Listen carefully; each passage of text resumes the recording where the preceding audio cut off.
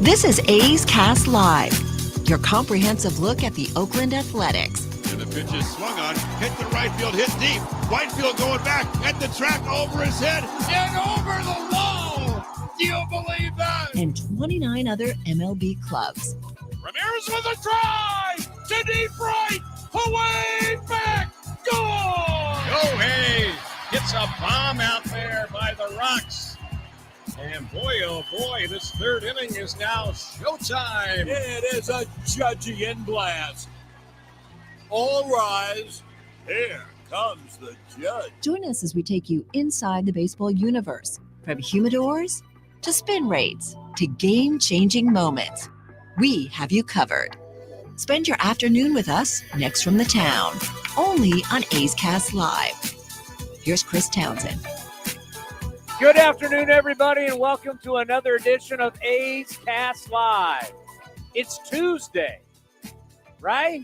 Correct. All these days are the same. It's baseball, it's the A's, it's the Yankees, and I'm excited. Well, I'm excited because Eno Sarris, our baseball columnist, is going to be here today. We'll continue to honor the great Vida Blue, three-time World Series champion, Cy Young Award winner, MVP with his teammate, the great second baseman. Dick Green will be here at 1:45. And then we haven't talked to him in a while. You know, we used to have him on before he was working for everybody else. I mean, we kind of helped make the pitching ninja. Rob Friedman, the pitching ninja, will be here at 2 o'clock. And is he part of the problem?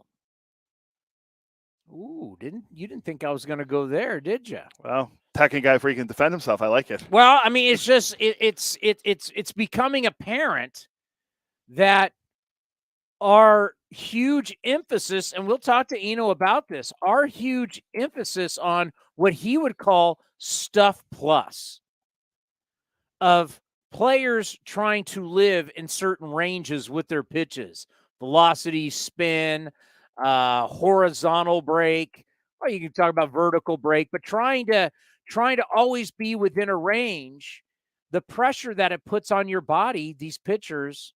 Like, I'm going through our notes today, and I was reading about, which game was it?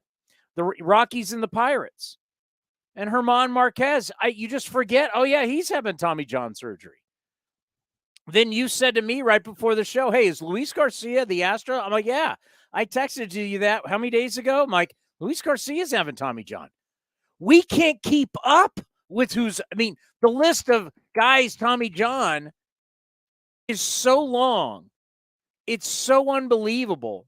And now the injury, the scapula injury, which our old buddy, maybe we should get Brandon McCarthy on. Brandon McCarthy was like the original scapula guy.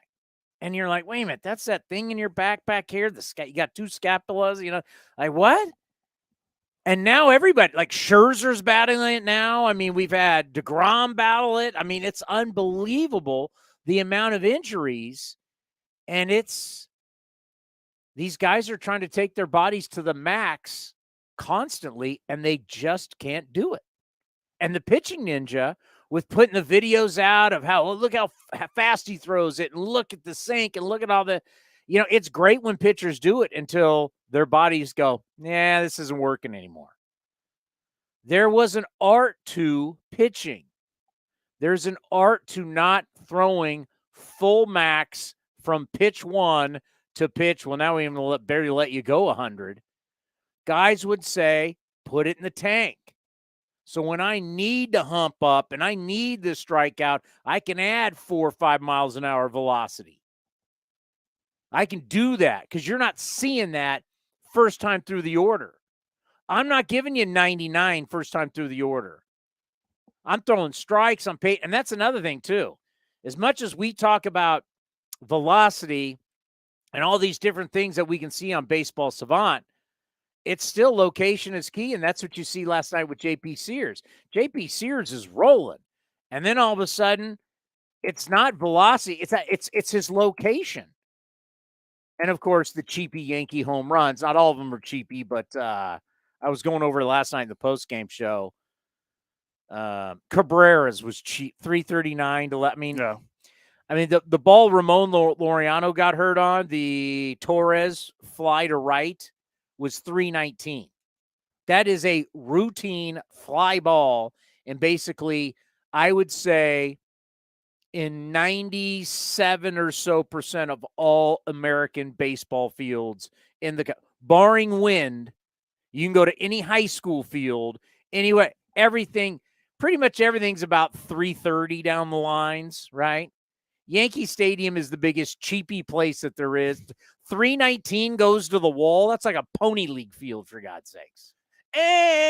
You like hit it off the end of the bat, or you get jammed and the ball almost goes out. That's a joke. I don't know what's more impressive, watching the cheap home runs that went out, or Aaron Hicks hitting a home run and Yankee fans booing him as he's rounding the bases. I mean, they disliked him so much that they booed him after a home run. I called it. Didn't I call it? I said, you're going to be hearing boos when the A's are at Yankee Stadium, and it has nothing to do with us. They hate this team. They can't stand their Yankees. Their Yankees are all old. They're all hurt. They don't hit. Well, they got – How old is Aaron Hicks now? Hicks hitting 153. That was his first one of the year. 33. Wow. They are old, man. Well, they're getting Judge back today. They are old. He's 32. Yeah, How old is Giancarlo? I think Giancarlo might be right around my age, 33-ish. He might be a year younger. Oh, I think he's older than that. Giancarlo is 33. What's Donaldson? He's older than I am. Donaldson's like 36, maybe. Let's see. Josh Donaldson, 37. Look, it's old guy. They got, okay, Giancarlo, they're saying his left hamstring, because remember, he hit a double when he came pulling up. I remember seeing the highlights. You got left hamstring for Stanton, right hamstring for Donaldson. Rodon, which, by the way, our friends at John Boy are saying that he could be done for the year. He's got forearm and back, but it's the forearm. His wife, because that's always good when the wife responds on Twitter, his wife, Ashley, responds with BS. I'm not going to spell it out to you because it's a family program, but she writes bull blank in a tweet saying that he's out for the year. Can you imagine he's out for the year? Frankie Montas out for the year with the shoulder. Efros out. Trevino out. Both Tommy John. I mean, this whole team is – and Lou's in his 30s now, right? Lou is – let's see. Lou Trevino. Because when he came up with us, he was like 27. Yeah, Lou Trevino, the great Slippery Rock. Love me some Lou Trevino. He's a great guy. Just had Tommy John surgery also. Yep. 31 years old. Every one of these guys we're talking about for them is old. Frankie Montas is getting up there. He's another guy. Frankie's got to be in his 30s, right? Frankie, if not, he might have just turned 30. Aaron Judge is 31. Don't shortchange him. He's 31. Frankie is 30. Yeah. He just turned 30 a lot. Every one of these guys. We're not talking 22, 23. Yeah, we're not talking Glaber or 27. Every one of these guys is 30s. You know who's playing for them? Volpe's playing. He's what, 22, 21? And he's jumping around the field and he's hitting 200. Whatever. Yankee fans love him. He's the next Jeter. It's like you tell us. They don't love him. He's batting let me get it. I'm sorry, to 200. He's hitting 205. Wow, the disrespect. And his 3 home runs are cheapy Jeter out to right field. I hate the Yankees. And you know what? You want me to say it again? I said it last year. I'll say it again this year. Well, I don't really have to say anything this year because they're in last place. Yeah. Your Yankees are in last. Oh, and by the way, you want some Yankee hate? Let's do it all over again. 32 of the club's 46 home runs have come where? Via the home run. At Yankee Stadium. At Yankee Stadium. Because it seems like, I don't know, it's built in the same, they're built right next to each other. It just seems like left field is even more of a bandbox than the old ballpark. Like, it just seems like left, right. So down the right field line, all the way towards right center, literally is a bandbox. It's a joke. It seems like left field, at left field foul pole all the way to left, that is a bandbox. It's amazing. Like, they hit these home runs and they're like 336, and these guys are running around pimping it, and you're like, that's an out in other ballparks. But that's why I love Baseball Savant. If you watch the home runs, it'll tell you out of how many ballparks is it gone, mostly gone, or out of here, and they'll tell you like most of the time if it's a home run Yankee Stadium. Most of the time it's not out at any other ballpark. All 7 of the Yankees' runs on Monday came via the home run.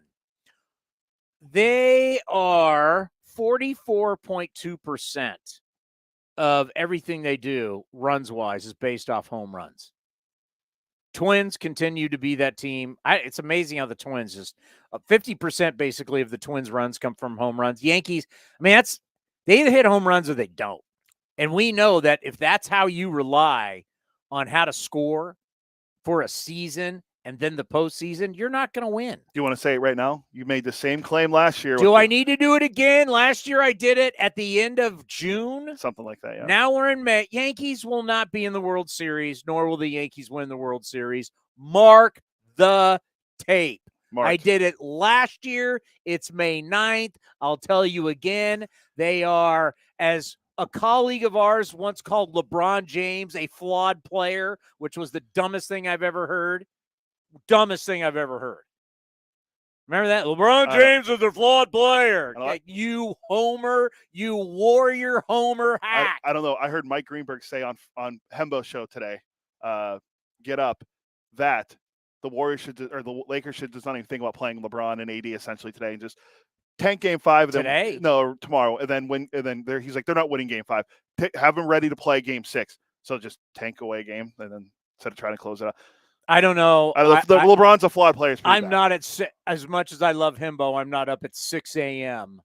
talking LeBron. Yeah, LeBron now has scored more buckets, more 2-pointers than anybody in the history of basketball, passing the captain, the great Kareem Abdul-Jabbar. Your daughter's not impressed by that stat either. No, my daughter actually, guys, we're preparing for this show, very astutely called it out going, can't they have a dumb stat for everything? Yeah, what was our thing? You can have as many 2-pointers made in the first minute or something. I was like, you know what? That's actually, she's not wrong. She's not wrong. She's not and wrong there's and in baseball, there's all these people that would use stuff like that.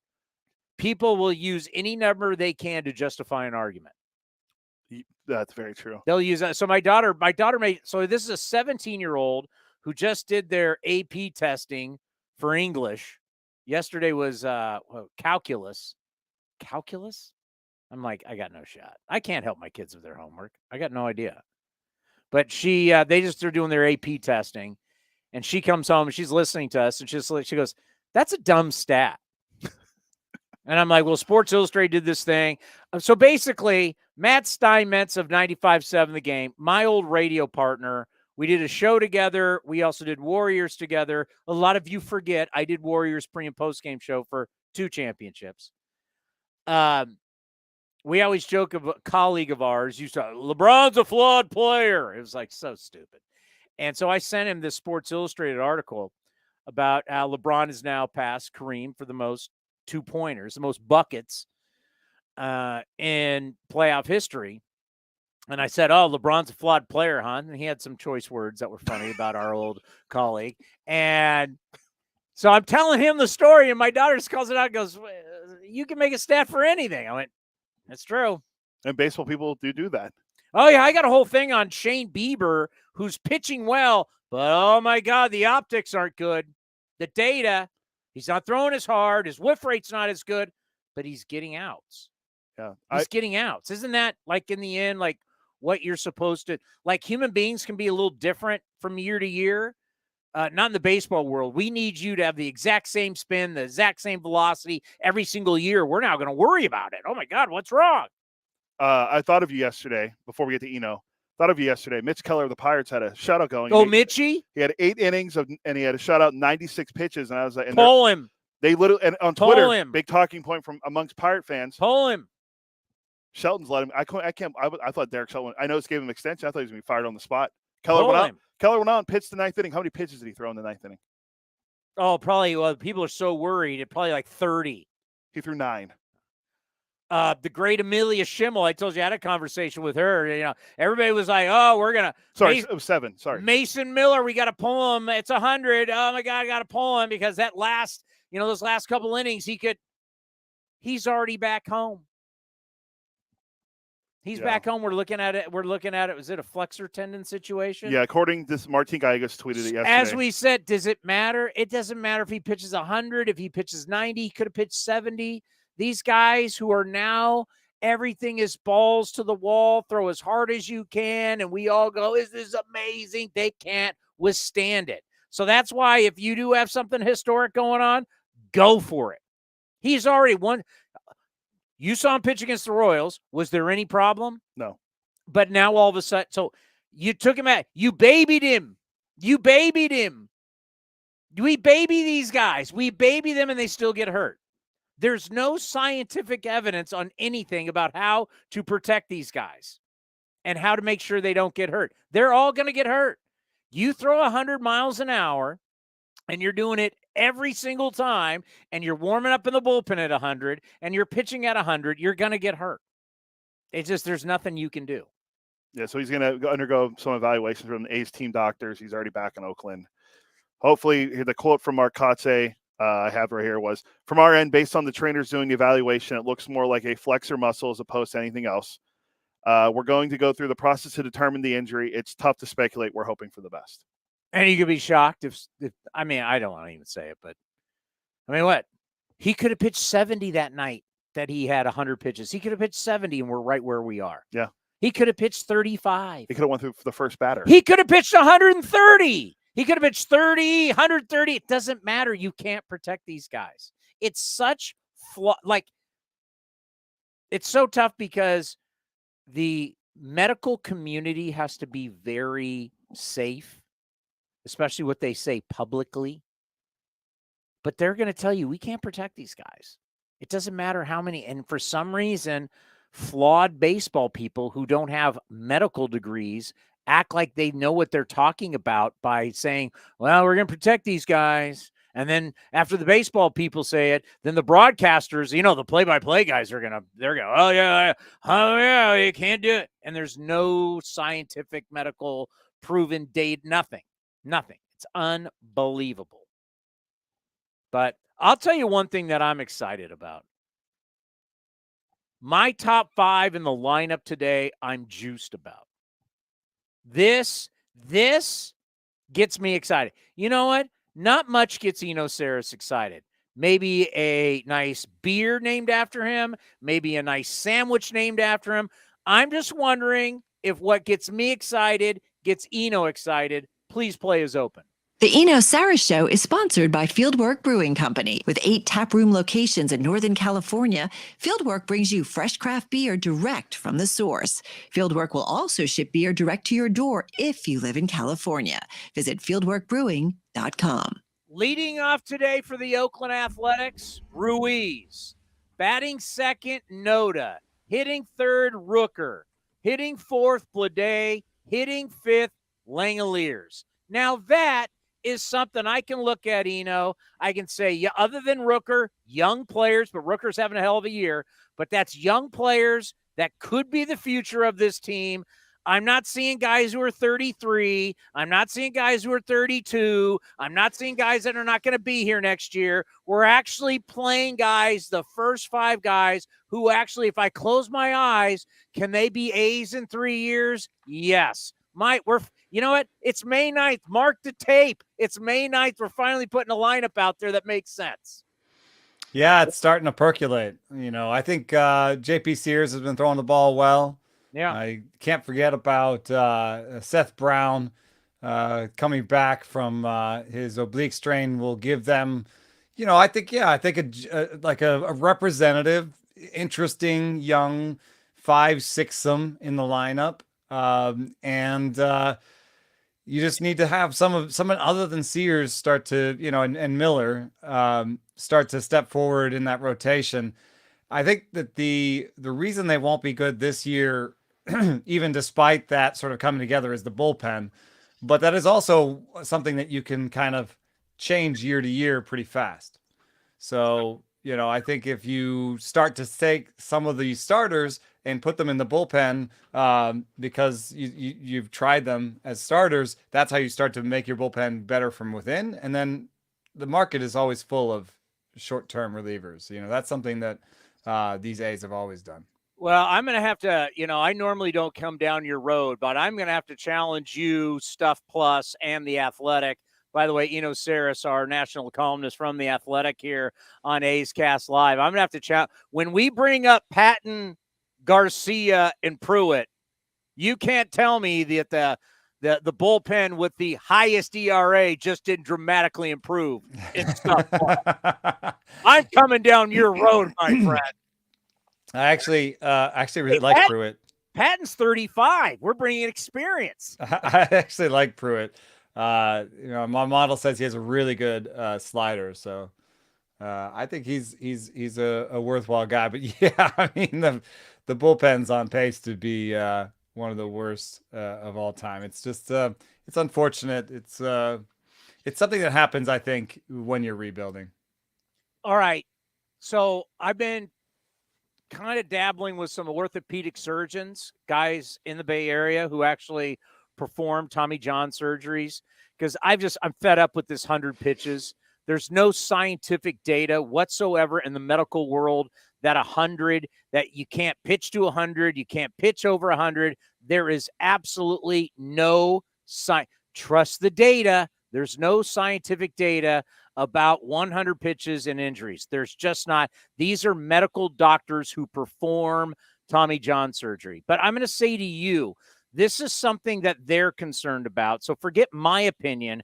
This is what they're concerned about, is the fact that we have these athletes trying to perform at max effort every single time they throw the ball.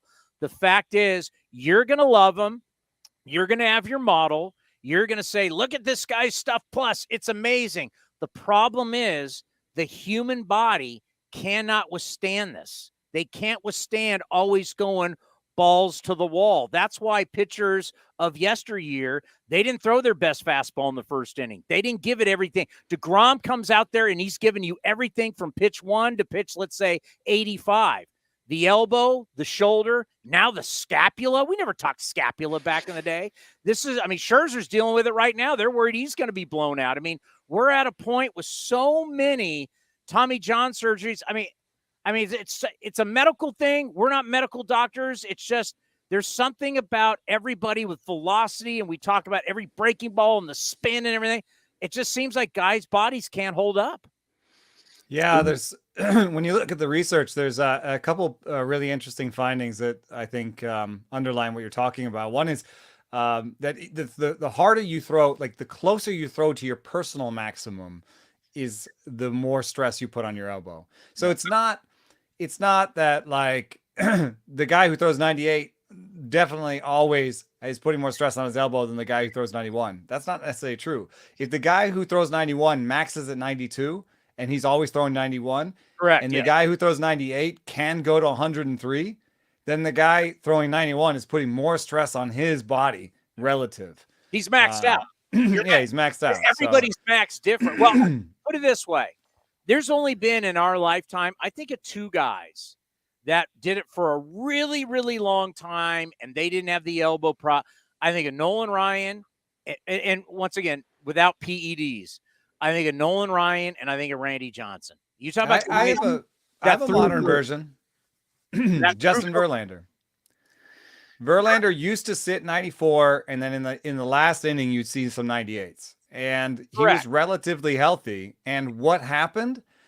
As he got older, the max came down. He couldn't throw 98 anymore. But why I don't include him, though. He still wanted to throw 94, so he just threw 94 against a 96 max, and that's when he got hurt. But the reason why I bring up Randy Johnson, Nolan Ryan, they were always at top speed for a long, long time. I mean, Nolan Ryan was throwing 98 at 46 miles an hour for you. There's two guys that pretty much their entire career without major injury were able to max it out all the time. Withstand it. Yeah. That's where I'm going. I think that that's unfortunate though, because you have guys like that. This is just unicorns, and you can't just point. There's a lot of people point to Nolan Ryan a lot, and I'm just like, I don't know, man. That guy was weird in a lot of different ways. Like he's just like Tom Brady. How do you play quarterback at 45 years old? It's just Yeah, are you gonna say that to everybody now? Oh, well, Tom Brady went to 45, so why can't you? You know, so that's one thing. The other thing is we talked about this before is that velocity is more the source of stress, but if you account for breaking balls, then breaking balls thrown at really high velocity and that's really in vogue. Like, because not only do we have DeGrom's 94-mile-an-hour slider, but we have this whole thing called the gyro slider, which is basically an 89 to 91-mile-an-hour slider. It's not a cutter anymore. It actually has a little bit of depth. And that pitch was the pitch before the sweeper. I literally just talked to Bryce Miller after his start against Oakland on I forget when, but recently, maybe on Friday. And Bryce Miller said, when I was coming up in the minor leagues, they taught me the gyro slider. That was the hot thing. The hot thing was the 89 mile an hour, slider. And so I learned that. And now they're teaching me the hot thing is the sweeper. Well, guess what's true about the sweeper?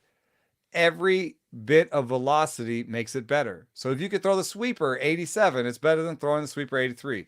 So now I'm telling the kids, hey, I want you to throw an 89 mile an hour slider. Oh, by the way, velo is the best thing you can do for your whole arsenal. And now throw this sweeper. Oh, it's also better if you throw it harder. So all of the analytics, all of the sort of data is telling them to throw harder, and the market is telling them to throw harder. And you're going to get more money. Look at Jake DeGrom getting 180. There are other people who throw way more innings that got way less money. And so the market rewards excellence on a per inning basis and doesn't seem to care as much about soaking up innings or having many innings. So Kyle Gibson gets 30 million, Jake DeGrom gets 180 million. Until the market changes, the kids are just going to look at where they can get paid. Yeah, and then you got guys like me who go and look at bullpen ERAs, and when 20 of the teams' bullpen ERAs is over 3.70, all the way up to where we are at 7 something, you start to realize you don't get those innings because we're paying per inning of greatness per inning, but they're not great. They're not a lot of innings. All of a sudden your bullpens are just absolutely whack. But you're right. It might be one thing where we're saying you're going full max on fastball, but when we start manipulating the side of the ball and we're going full max and we're causing, because the minute we start doing any type of movement with our hands, with our grip, right? While also having the arm speed of a fastball. Correct. Is that where all of a sudden the ligament, so essentially you're there using is research that suggests that's true, yeah. It goes right, it's your funny bone, folks. You can feel your funny bone. It goes right in here. And when you have Tommy John surgery, they take the surgery and they put basically like a bow on it and put it outside that groove. But inside that groove, when you're doing this all the time, for some reason that tendon can't take it. Did you ever have surgery? No. I did hurt my elbow and my shoulder. I actually hurt my shoulder my senior year. And then I was like, well, I'm done. I'm going to be a broadcaster. I'm not.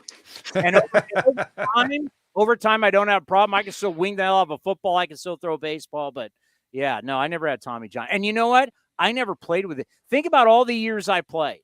I played baseball from the time I was a little kid till my senior year. I would have been, 22 years old or whatever. Never played once with a guy who had Tommy John surgery. And I played in the number 1 baseball conference in the country at the time, where it's, you guys remember we had Phil Nevin, we had Jason Giambi, we had Mark Kotze, we had Bobby Jones. Now we're talking about all these guys. You wouldn't have come through that same conference now and said the same thing. You would have known many people that had Tommy John. Correct. Nobody did. Nobody had Tommy John. It's crazy. Yeah. But the earlier you have it, the shorter your career is, and the more likely you are to have a second. That's also research. So, I think if I was coaching a young player that did have a lot of velo, especially in college or whatever, my focus would be on long-term health with the younger the player is, high school and college. And I would tell them, leave a lot of velo in your back pocket, because you can get drafted just on the fact that you hit 96, 97, 98, Yeah. And it'll be healthier for you if you, through your college years, sit 92, 93 off of that 98, or, don't go all the way max through college and high school. And save that for when you're getting paid. You know what I mean? Like, save the elbow Or ligament for when you're trying to getting get paid. paid. You're right before you need to get that Yeah, contract. exactly. But you also, and I have heard this from pitchers that they don't mind going full bore and blowing out once they get to the majors, because then they'll be on the major league IL. Isn't that amazing that we have people that actually say that publicly, where they'll say, I'm okay with blowing out. I mean, But it's a job, right? Like, it's a job like any other. You don't want to blow out when you're making $20,000 a year. I mean, what do you worry about blowing out working for the Athletic? my creativity bone. I just don't know what to write anymore. Yes. All right. Okay, I think we're past the point where we go, the Rays are really good, but I think we just know the Rays are really good. I would rather focus on who are you really worried about, right? The Phillies got off to a bad start, but they kind of okay. It seems to me in St. Louis, they're caught Contreras now, and they got to let everybody know there's meetings going on. I mean, it was already the way Marmol handled the playoffs now this year. I mean, it starts looking like a dumpster fire, and there's just always issues, and they had issues with guys hustling earlier in the year. And now I look at the Mets. The Mets are spending more money than anybody in the history of baseball. So who are the teams that were supposed to be good, and they're spending a grip of cash that you're starting to go, I don't know. Yeah, I mean, St. Louis is the bottom 10 pitching staff, and a bottom 5 rotation is on the top of my list. New York just looking older. What's amazing about this, I'm looking right now at teams' pitching staffs, and New York, the New York Mets are 29th in overall by Fangraphs WAR. And it doesn't even have to just be WAR. But the reason why WAR matters here a little bit is because they pitch in a pitcher's park. So when I tell you that they have, a bottom 5 ERA, that's rough because they're not at Coors Field. Yeah, exactly. Or Mexico City. So, and it's been a tale of injuries, and some of that is shooting themselves in the own foot. It's like the same thing with the Cardinals, where you say, well, you guys were projected to have a bad rotation to start the year, and you just kept thinking that whatever magic you had with Yachty and the defense in that park was just going to keep continuing. And then you brought in Wilson Contreras, who's not known as a great defensive catcher. I'm not going to put it all on him anyway, but I'm just saying, like, from a planning perspective, you can poke some holes in that planning. I don't even think you have to do that. Looking backwards, you could have probably done that, before the season started. And there were people saying, "Hey, the Mets are really old in the rotation." I mean, Kodai Senga, I think, was a huge signing for them because it was at least somebody that was close to 30. The other two aces that they had are 40. And it doesn't always have to be like, Tommy John. It can be a neck like it is for Max Scherzer, or a back, or an oblique, or whatever Justin Verlander's coming off of. So, when you have these old guys, Carlos Carrasco looks like he might not be playable as a starting pitcher anymore. So, Yeah. The end comes for people, and usually it comes in the mid 30s, late 30s, and they were walking that tightrope there, and I don't think that they necessarily had the player development process in place to like have ready-made replacements coming from behind. I mean, Tyler Maygill is okay, and David Peterson is okay, but they're not churning out guys like the Dodgers or whatever. So it looks like an old team all of a sudden. It's funny when, I write down the standings in my scorebook when I so I do the A's, so I always have the American League West, and then I have the other team, whoever we're playing, and I put their standings up. It truly is amazing that I'm looking at the New York Yankees being in last place. It's not like they're under 500. Now I can rip them, and they're old, and they've got their problems, whatever. But the point of this question is, everybody in the East is over 500, and they're all projecting for high win totals. They play each other less, so that allows them to go feast on everybody else instead of beat up on each other as much. I mean, what are you making of this AL East? Because are they going to have not only their champion the team that wins the East will be in the playoffs, but are all the wild card teams going to be them too? I mean, this division's impressive. I think it's very likely. I mean, you could say it one way. You say, okay, well, they used to play in division opponents 19 times. Now it's 16 times. It's only 3-game difference. But if you think about it from the Rays' perspective, that's 3 fewer games against 4 teams. So that's 12 fewer games. So all of a sudden you're playing 12 fewer games against all good teams in the Orioles, Blue Jays, Red Sox, and Yankees. And those 12 games are replaced by, you know, who knows? Could be the Royals, could be, in terms of who you were playing last year. So, I think that really has helped them. And that's why people said early on, well, the Rays schedule really helped them. Well, yes. And they were a great team. And the schedule is gonna help the big conferences. And I think the big conferences, like in college football speak, are the AL East, the NL East. In the West, the Centrals are falling behind. They have multiple teams in on the wrong side of 500. The AL Central, for example, second place is under 500.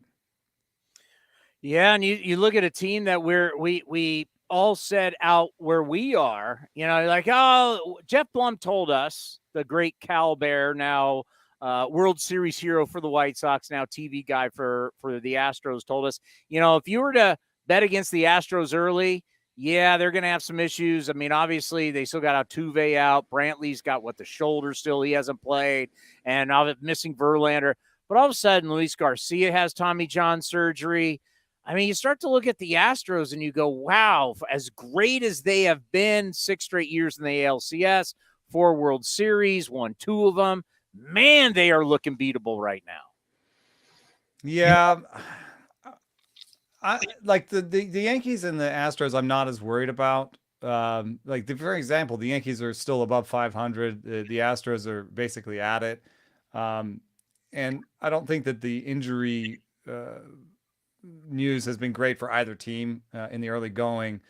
But I'm a little bit more worried about the Astros, just because they when letting Verlander go, that's fine. They had Hunter Brown. Hunter Brown has been great. But then behind Hunter Brown, it would have been better if they had Verlander and Hunter Brown comes up and then Verlander's healthy and then Luis Garcia's out. You know what I mean? Like the depth behind them is not really there. The next guy up is JP France.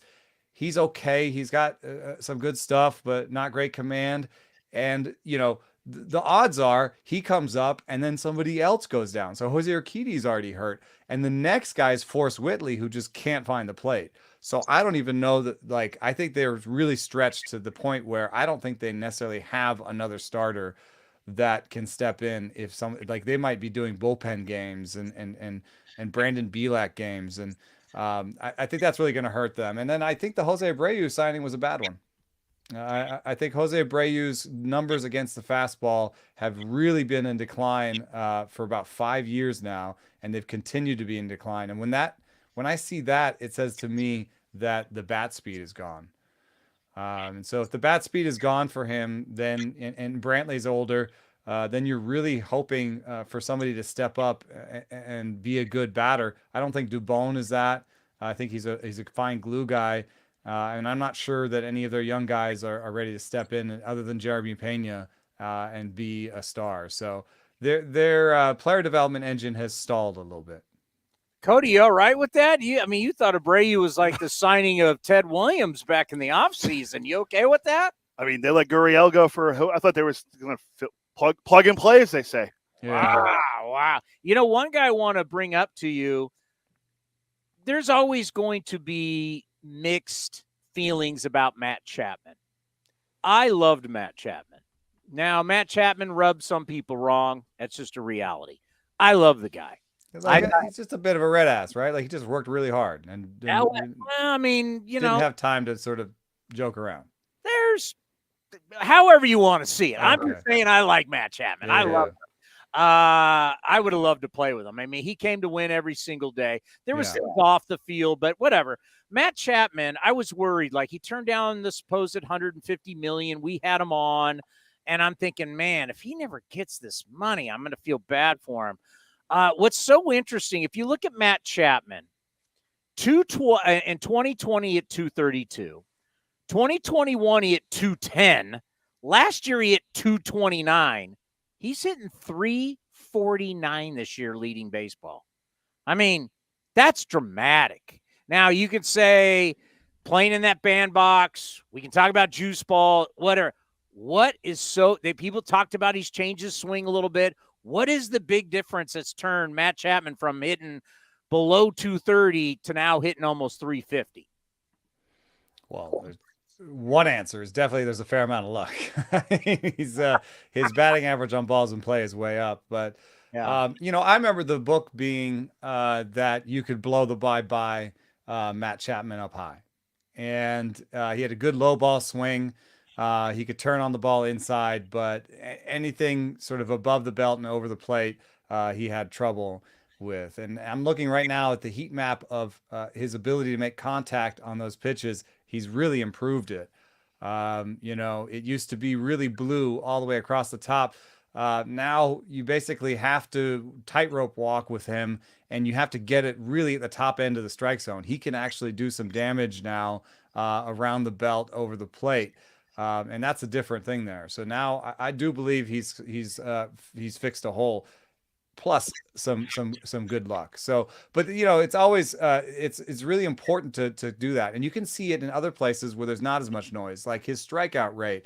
After being really high in 2020, it's gone down every year, and it's back to kind of where he was when he was at his best in 2018 and 2019, around 25% right now. His swinging strike rate is down. That swinging strike rate points to me to that thing that he's kind of covered this hole. And it reminds me of other guys that have struggled with high pitches and figured out a way to cover the hole, which is, like Kyle Schwarber, Cody Bellinger. There are other guys who've had a little bit more of a loopy low ball swing that have figured out some movements in order to get to the high ball. And so I think there's the marriage of really good adjustment plus the fact that he's getting some good luck. Let's end on this. I put a beer in front of you. It's been a long day and you're thirsty. What is your stuff plus to get that thing down? What's the question? What's your set to get that beer down? How fast is that? What's your stuff plus? Are you attacking that thing? If it's a good like Pilsner and it's a hot day and I'm at the game, I can maybe dust one away pretty quickly. I don't know. Yeah, because you're about to get into. I mean, we're not there yet. I mean, outside it's still pretty cloudy, but we're not far away from getting into your. I'm more of a. It's for the taste. I'm savoring it. Well, no, you're going to be into your summertime beers. We're going to be getting into how. Now we're talking crushers. You get out of spring and you get into summer, Eno. I'm always interested in you and what happens when it warms up, how you change, because drinking that thick beer. Yeah, I'm going to call it summertime. I'm going to call it the summer of the cold IPA. The cold IPA is an IPA that has basically been lagered, and so it tastes a little bit more like a lager. It's thinner, it's crisper. So let's call it the summer of the cold IPA. It'll get hot, and then you want the cold IPA. Yeah, whatever's in that cup at your kid's Little League game. Was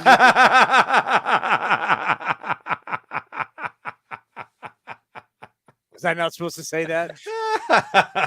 Don't you love that? How you got the parents out in right field with the solo cups? That's right. That's right. I saw someone do it they did a diagram of Little League games, and they're like, behind home plate is where the guys that thought they should be the coach are. Here are the grandpas over here sitting on the bleachers. Yeah. And then there was and here are the guys with beer in their coffee cups, out in center field. You got the dad who thinks his kid's the next Mickey Mantle and he's yelling at his kid, but then he's like on the fence yelling at his kid. Yelling at the coach. At the umpires, anybody. That is good. Play the man is close. The Eno Sarris Show is sponsored by Fieldwork Brewing Company. With 8 taproom locations in Northern California, Fieldwork brings you fresh craft beer direct from the source. Fieldwork will also ship beer direct to your door if you live in California. Visit fieldworkbrewing.com. Have a great week, my friend. You too. Eno Sarris, our national baseball columnist. That's funny. That actually is really funny. We got to look that up. The diagram of the Little League dad. Oh, I totally believe it. As a former Little League coach for a couple seasons, I totally remember it. And this was in Pennsylvania, Western PA. I haven't done it here. I coach basketball here, and I've seen it in basketball too. Yeah, where you got the dad that thinks his kid's all everything. By the way, the numbers on Matt Chapman. I mean, isn't that crazy? He hit 229 last year. The year before, 210. He's hitting 350 now. I mean, it's a dramatic. It's like, why the hell didn't you do that with us? I think. I mean, it does help. How many home runs does he have? I'm already gone. Oh, I know he has decent amount of home runs, a 349 batting average. I think the only guy hitting higher than him in baseball is Luis Arraez, who's hitting like 420. But he's on a whole nother stratosphere right now. But yeah, Chapman, he clearly fixed something with his swing. And it's a contract year. How many guys are always good in a contract year? Aaron Judge last year, Adrian Beltre. He was never really a big guy. Then he was in a contract year. He had 48 home runs. And how old is he? Chapman's 30. Yeah. Well, same age as Aaron Judge. Yeah, contract year, and he's 30. He signed the big deal, and 3 years later, you're like, oh. Should we have signed him to that deal? Well, I'm curious if the Blue Jays keep him. They might. It'll be. What does Boris get for him? Well, let's just see how it ends up, right? But whoever had that. What was the conversation we were listening to about the Rays? We're like, listen, reason why the Rays are the Rays, and they don't have the problems of the people because they don't get emotionally attached to anybody. And they're like Bill Walsh back in the day. Get rid of guys. That was Eno, I'm pretty sure. No, it wasn't Eno. Was it Eno? I think it was Eno. Might have been. Oh yeah, it was just like they don't play, and it's very tough. But it is what it is, and they don't get bogged down by contracts. Do we have Dick Green, the legend? Is he with us? I'm calling him right now. Let's okay. See. 3-time World Series champion, known as one of the best defensive players of his time. Dick, it's Chris Townsend with the Oakland A's. Thank you for coming on the program. Hi, Chris. Obviously, these are very tough times to hear about your old teammate Vida Blue, as you recently got to see him at the 73 celebration. But we're honoring Vida because we know that Vida, he'd want us to celebrate his life because what a life it was. He would. And talk about, as a teammate, what it was like to play with him, and as you being a little bit older than Vida, to watch him grow as a young ball player. Yes, I was there when I got a feedback on my phone here. I can everything I say I can. There, it's better, I think, now. Okay. Can you hear me, Chris? Yeah, I got you. Go ahead. Okay, it's a lot better now. Okay. Well, I was there when he came, and he was 18, 19 years old, and he was from the South, and he said yes sir and yes ma'am, and he was a young boy that had all the manners and grew up to be a person that everybody just loved. Yeah, playing behind him, what was it like? You talk about a left-hander. By the time Vida got into the league, there's only so many left-handers that could throw high 90s up to 100 miles an hour. I mean, obviously, Sandy Koufax is somebody you think about. Just what was it like playing behind a guy who was left-handed and was just so electric on the mound? Well, first of all, we had no idea how fast he was throwing. Back then, they didn't have anything that calculated how fast the pitches were. When he went over to San Francisco, I suppose later on, I don't know if that was the time that they gauged those how fast it was or not. But he was a pleasure to play behind. Absolutely pleasure. He had one of the most fantastic years in '71 that I have never seen before. And I was with Catfish Hunter quite a few years also, by the way. And he had two pitches, and it was a fastball and a changeup that year, and nobody could hit either one of them. He got the ball and he threw it right away. He didn't mess around at all. He just got the ball. And you know what? It's a pleasure to see the pitchers nowadays do that. I started watching baseball again just because of that. Yeah. Hey, trust us, it's been a lot better for all of us. And I just think about like your entire staff. Like when you talk about Ken Holtzman wanted to be out there in an hour and a half. I mean, he was not waiting around. Catfish Hunter was not waiting around. I mean, you guys had dinner reservations. You guys are ready to get in, get out, win, and move. I mean, that era of baseball was great. Everybody was working fast. Yeah, most everybody was, and of course, we had pitchers that threw strikes all the time, and Holtzman. That's all Holtzman did was throw strikes. A few of them hit him, but he didn't know what a ball was. But Vida Blue, it was amazing year. I just couldn't wait for him to get his turn come around and watch him throw those fastballs. He must have been pretty sneaky because I don't know why he could throw one right down the middle and they couldn't hit it at times. So it was sure a pleasure to be behind him.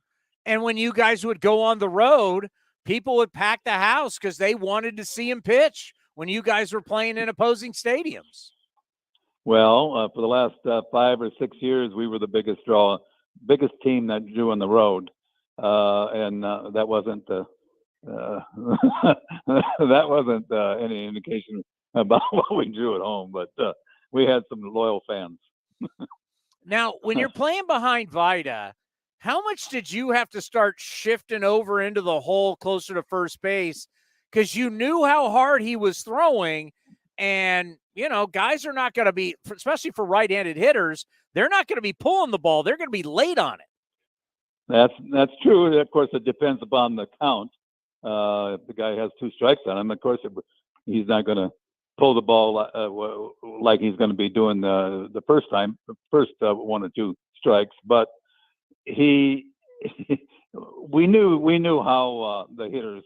We had a meeting before every game, and we knew what the hitters were doing. What was great about Vida was the catchers would put a target up there, and he'd hit it. And as long as I knew what the target was going to be before he pitched, I was going to be over there in that place that I needed to be. That's all. You think about Vida becoming a star. I mean, he was a star before Reggie. Obviously, Reggie would be a star too. But when you're sitting there and you're watching this kid who's a humble kid from the South, all of a sudden he's on Time Magazine, he's on Newsweek, of course, Sports Illustrated and all the sports stuff. But now he's on mainstream magazines, Time, Newsweek. You saw him grow. He didn't change as a person. Just talk about how Vida Blue became a national sports star. He never did change. He never did change. He was a humble ball player all the time that I knew him, and I don't know how many years did he play in Oakland. 6 years in Oakland. Of course, I think he was in Kansas. Yeah, he was in Kansas City too. Yeah, so. he played the majority. I think he was the longest of all of you guys in Oakland. So I think it was almost 9. Let me check real quick. Oh, I didn't know that. So when I got out of there, I didn't keep track of anything. Well, a lot of people, if they don't know, you actually, let's see. Yeah, he was 9 years in Oakland. You showed up. I mean, you were Kansas City. You were a part of the early days of Kansas City. I want to say you were around 64-ish, right around in there. So you saw Rick Monday get drafted. You saw all these guys coming, and here comes Reggie Jackson. And then to move to Oakland, you saw it all happen. I was there when everything happened. I started in '63 actually, and I saw everybody come up, and Reggie, Campy, Moon. I saw everybody. Everybody came up. We all played. Most of us played in Kansas City. Yeah. Before we came to Oakland. Yeah, we knew we were. The first couple of years I was in Oakland, we lost 100 games every year. And then later, or in Kansas City, and then later we started winning, and we knew we were getting good. We really did. And when we went to Oakland, we knew there was going to be something special if we all stayed together. What year was your first year with the Kansas City Athletics, just in the organization? Oh, I played 3.5 years in the minor leagues. My first year, actually, I went to winter ball in 1959, 18 years old out of high school. The reason why I bring Yep. that up, I wonder if you ever had any interaction. My grandfather was Bob Elliott, who was the MVP in 47, but he managed the Kansas City Athletics in 1960. Right. That was 3 years earlier, and I was there. Yeah.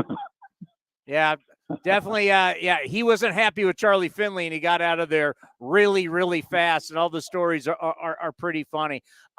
Yesterday was the anniversary of Catfish Hunter's perfect game. What do you remember about that night against Minnesota? It was something special. That's all I know. Normally, Harmon Killebrew really hits him well, but he didn't that day.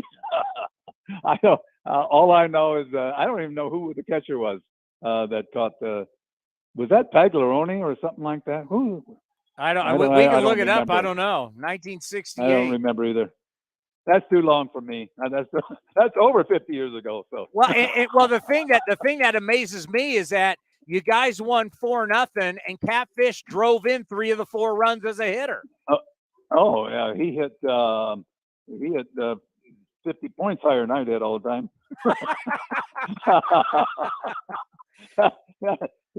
I think a couple of games that he hit 8 and I hit 9. So I don't know. I'm not sure about that. By the way, he should have been hitting 8. You were right on the catcher on that night.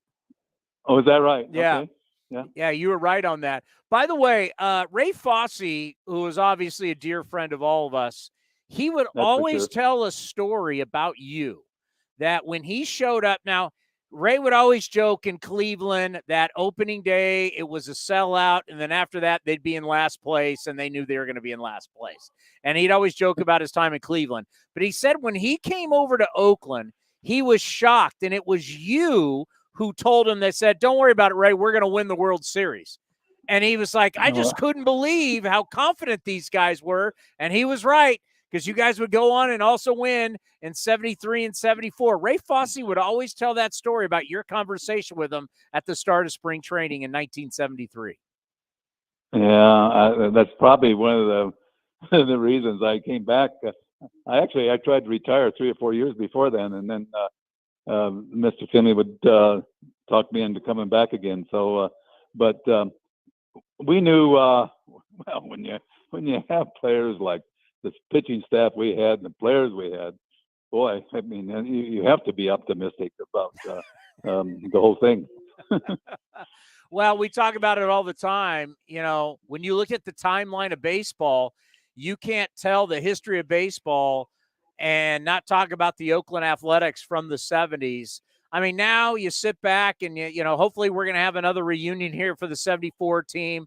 When you look back at the team, your teammates, just talk about just how special it was to see Vida one last time at the 73 reunion, and for you guys all to be together at the 73 reunion and to celebrate the greatness that you guys were. I got to sit right next to Vida at our little party before we left, and I am so glad I sat there for 5-10 minutes just talking to him. And first thing I asked him if he was in any pain, and he said no, he wasn't in any pain. But I had a sneaking feeling he may not be there for their next anniversary, but I didn't know it was going to be this quick. Well, we always appreciate your time. Be well, and we'll talk hopefully soon and for sure next year when we honor the 1974 team. Well, I'm hoping I'm around, and thank you very much. And I miss Vida very, very much. Take care, Dick. Yeah, thank you. Dick Green, legendary second baseman for the Oakland Athletics. And yeah, I mean, that was something that I know I said on this show, I said it on A's Total Access, I said it on the Clubhouse show. Those are the pre and the post game show where we said, hey, everybody come out and celebrate 1973. This run of 72, 73, 74, where the Athletics won 3 straight World Series titles. Come out and see, because, we don't know how long we're going to have these players. As Ray Fosse has recently passed, our beloved Ray, now Vida Blue. I mean, we have to cherish the moments, cherish these guys, because they're truly one of the greatest groups of players ever amassed, ever. They won 3 straight. They were in the playoffs, 71-75. They won 3 straight World Series. You've got Hall of Famers. You've got guys that are A's Hall of Famers. And they would have won more if the owner didn't break them up. It's hard to believe. Like, you go back and go, how would you break up this group of men who just continue to win and look at their greatness? You got 3 baseball Hall of Famers. You got Catfish Hunter. You got Reggie Jackson. You got Raleigh Fingers. I mean, the amount of talent on this team, it also, as crazy as Charlie Finley was, it also shows you how great he was at drafting, how he was at acquiring players. And, let's bring on the pitching ninja. Rob Friedman joins us here on A's Cast Live. Think about this. Now, you know about the A's in the 70s, right? And how crazy Charlie Finley was, but they won. Charlie Finley did this all from his office in Chicago. He ran the team that won 3 straight World Series titles. He was an insurance man, made a ton of money, but he did it all from Chicago. There was no internet. He was doing it from a rotary phone, building this World Series dynasty from Chicago that played in Oakland. Like, you can't make this stuff up. No one would even believe it today that happened. That is amazing, isn't it?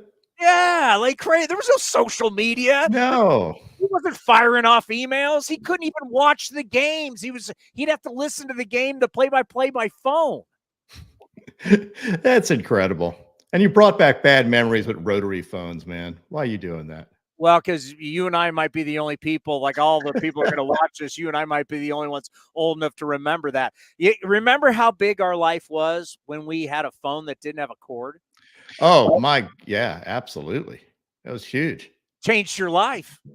And typewriters that didn't have those keys that stuck and stuff. Like, nobody even knows what a typewriter is.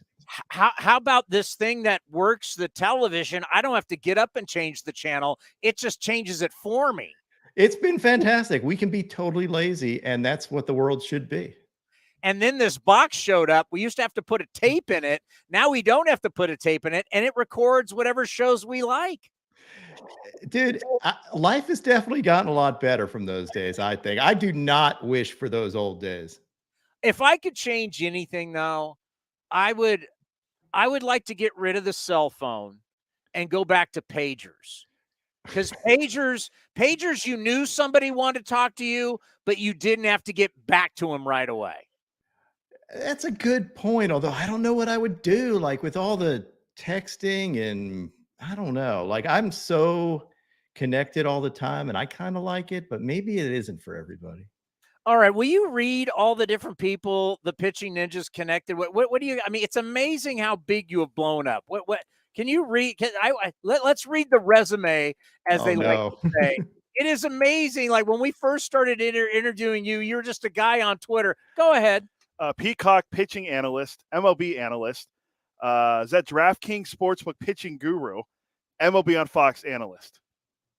I mean, how many people are you working for? Dude, I never turn anything down. Come on, right? Like you're collecting checks. I like it. That's the way to get through life. Income coming from a lot of different places is a good way to go through life. Now, did I hear you say DraftKings? It's FanDuel. We can't do the DraftKings thing. Oh, now you're not even reading it right, Cody? That's my fault. I read it backwards. I saw the FD and I was like, oh, that's FanDuel Sportsbook. Thank you. Are you one of these guys that has like a handle that they can get a deal when they sign up? You know, I don't know that I do. I do picks for them, and I'm terrible, apparently. Yeah, it's just hasn't been my year so far, but I'm looking to make a run today. Well, that's the thing. It's like we all think we can make money off of it. As my late father would say, they didn't build those casinos in the middle of the desert where there's no water because they lose. It's totally true. Like I go in, you know how much baseball I watch, and I thought, hey, I got an advantage. Not so much. Yeah, gambling humbles everybody really, really fast. Yeah, exactly. When you realize the professionals, because all the years doing talk radio, I got all kinds of handicappers in Vegas and guys who won awards and everything. And they'll tell you, I mean, if you're winning just 52% of the time, I mean, that's barely over 50-50, you're doing well. So it's crazy. Thing that I want to bring up most with you today, what scares me of the way that I was brought up pitching and where we are now. And I've actually been reaching out to some orthopedic surgeons, guys who perform Tommy John surgeries, because I'm tired of hearing about this pitch 100. Like somehow baseball people, not medical people, baseball people, they saw this number 100 and they made that can't go up to it, can't go over it, whatever. And from a science standpoint, from medical doctors, there's no proof of anything of 100. But the thing that scares me is that we're pitching, and it's a lot like golf too. We're pitching to the data, and we have guys that are going out there and they're trying to be max out on everything, every single pitch, whether it's your fastball, your breaking ball, you're taking your body to the limit every single time. And to me, and I want your opinion on it, the fact that we're seeing so many injuries, and we're just not talking Tommy John. We're now talking scapulas. We're seeing all these different injuries. To me, the human body, it just can't take it. And we're getting paid for it, but our bodies can't take it. Well, when you think about it, I mean, in most sports, you're never going to, nobody is that good that they can get by without going 100%. And you're dealing with very competitive athletes. So, you think of a race car, you're not going to win if you're backing off and you're not driving real fast. You're not going to win at almost any sport unless you're going 100%. Unfortunately, pitching, it is right now about redlining for most folks, for a lot of folks, not everybody, but about redlining them, no doubt, to push it real hard. And I think obviously cutting down the rest with the pitch clock and stuff like that could have something to do with it. Who knows? But it definitely, yeah. I mean, there's definitely some kind of tension there. Well, because we were taught years ago that you didn't lay it all out in the first couple innings. You went through a lineup the first time throwing strikes, but I'm not giving you my A stuff. I'm trying to get through. But now front offices have said, no, I want your A stuff for every single pitch. I'll have you go less, pick up the rest with the bullpen. As we've seen starters go down in innings pitched, relievers pick up more innings pitched. They want you to be at max everything every single time you go out, versus the olden days. It was, hey, we want you to get into the 7th, 8th, 9th, which then you're not going balls to the wall in the very first couple innings. So the fact that it's just has changed, and I'm just wondering, even before the pitch, we've been seeing record Tommy Johns at all levels well before the pitch timer. I mean, it's crazy. The kids, I was just talking about it from when I played college baseball. Nobody had Tommy John surgery. It's amazing the amount of velocity. And I'll say this too. I don't know if it's just velocity on fastball. It's how fast we want to throw everything. We want our breaking balls now to be, because to get more spin and to get, it's like, it just, to me, it seems like the human body or certain guys' bodies can't take it. Oh, I think there's no doubt that that's true, that certain guys' bodies can't take it. There's obviously reasons behind it, because throwing harder reduces batting average, reduces slugging percentage. It actually can be successful. And it used to be relievers were more failed starters. You had like a bunch of guys that were, you shove them in the bullpen. Now you got guys that, they train to be also balls to the wall out of the bullpen and throw flames. So if you can hand it to those guys, you're shortening the game. It's a little different strategy. But yeah, no doubt. The other reason why you see more Tommy Johns though too, is back in the day, it was a randomer surgery, and first it didn't exist. So you go back in 1960s, there was no Tommy John. Now we're getting old when we're talking about the real Tommy John. Right. Exactly. And now you're dealing with it where it is fairly routine. We know how to recover from it most of the time, and we can get somebody back most of the time. So the surgery itself has gotten better. So you're able to make a decision that maybe back in the day, you wouldn't have had Tommy John. Now you're saying, okay, well, we can repair this and get the guy to 100% rather than have him at 90% for some period of time and then risk it. So there are other factors to it, but no doubt, redlining the body will have issues. Just does.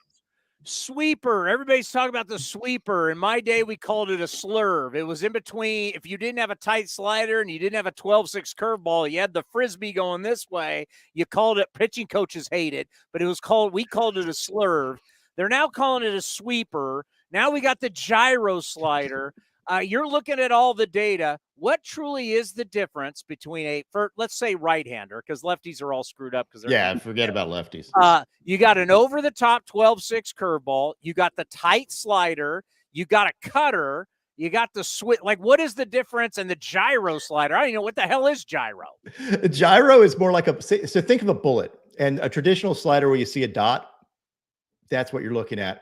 If you think of how a bullet goes, it's not going to break one way or another. It's going to go mostly down, right? You're going to get the vertical drop to it, but not as much as a 12-6 curveball, which is actually using the seams more to create the drop. So a gyro slider is more of your traditional slider that will go straight down and not sweep. But it's still spinning like a slider? It is spinning like a slider, yeah. So down and not this way. That's right. So it has no horizontal break. It's just vertical. Right. So the sweeper is a subset of sliders, just like a two-seamers. Two-seamers and sinkers can be different. Two-seamers is a subset of fastballs. Knuckle curves a subset of curveballs. We now have a subset of sliders because it's not. There's a reason for it in that there's about 3 times as many sliders breaking over 12 inches horizontally than there used to be, like even 5 years ago. We're teaching how to change the spin axis to use the seams to create what we're calling seam shifted wake. It's this new force on a baseball that we discovered. It's always been there. People have always thrown a sweeper. There's some subset of people that have always thrown it. You go back and you look at Dave Stieb, absolutely threw a sweeper. Nasty. That thing was absolutely. San Jose home, by the way. Dave Stieb was from San Jose, California, where we are right now. There you go. So how about that for bringing that up? Get extra credit.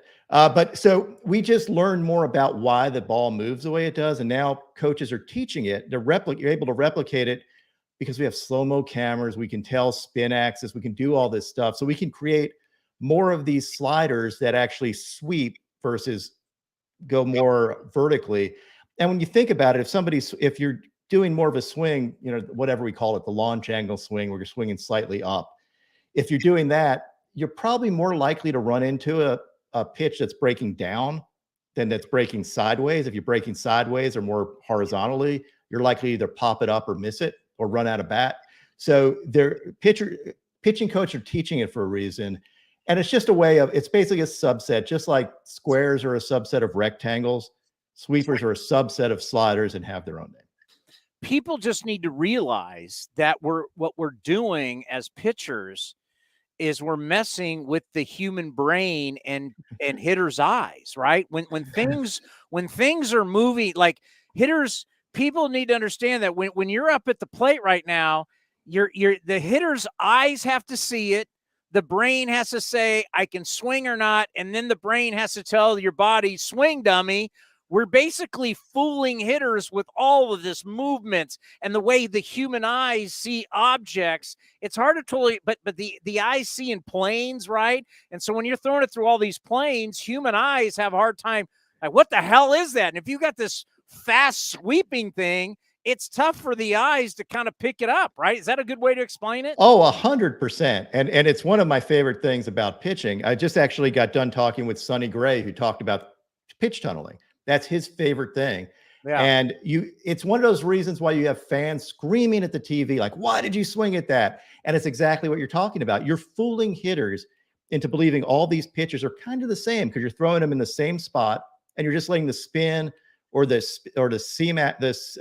seam orientation cause the ball to move differently. And you're fooling hitters. Yes, absolutely. And now you're using science to do it, which is scary. Like, we have such an advantage over hitters. It's almost unfair. So what do we do for hitters? Even though I'm with you, I can't forget. World's smallest violin. Well, I mean, it drives me nuts that they've got all this armor on. They get to use pine tar. We don't get to use pine tar. It drives me nuts. They've got stuff on their shin. They got stuff on their ankles. They've got batting gloves. They got pine tar. They got stuff on the elbow. We give them everything. But at some point, we are in the entertainment business. And everybody hitting 210 doesn't work for the entertainment business. So is there anything that you've seen from a hitting standpoint where you go, this might help them out a little bit? Or is it just we're at a point to where this is what our game is until we do something dramatic like move the mound back, which I don't like, but I don't know. Yeah, great point. And for one, strikeouts are awesome for me. Like, it means more tweets and more content. Like, let's not put that down. I'm talking to the wrong guy. Right. But I will tell you, we do have things that are working. You have virtual reality stuff. You have now pitching machines that can replicate the spin on almost every type of baseball, like every type of pitch. So hitters can basically face the pitcher they're facing today in the batting cage. So we are able to do a lot of this stuff, and it is helping hitters. Pitching, you think about it, it's like golf. You're in 100% control of your swing in golf. The ball doesn't move.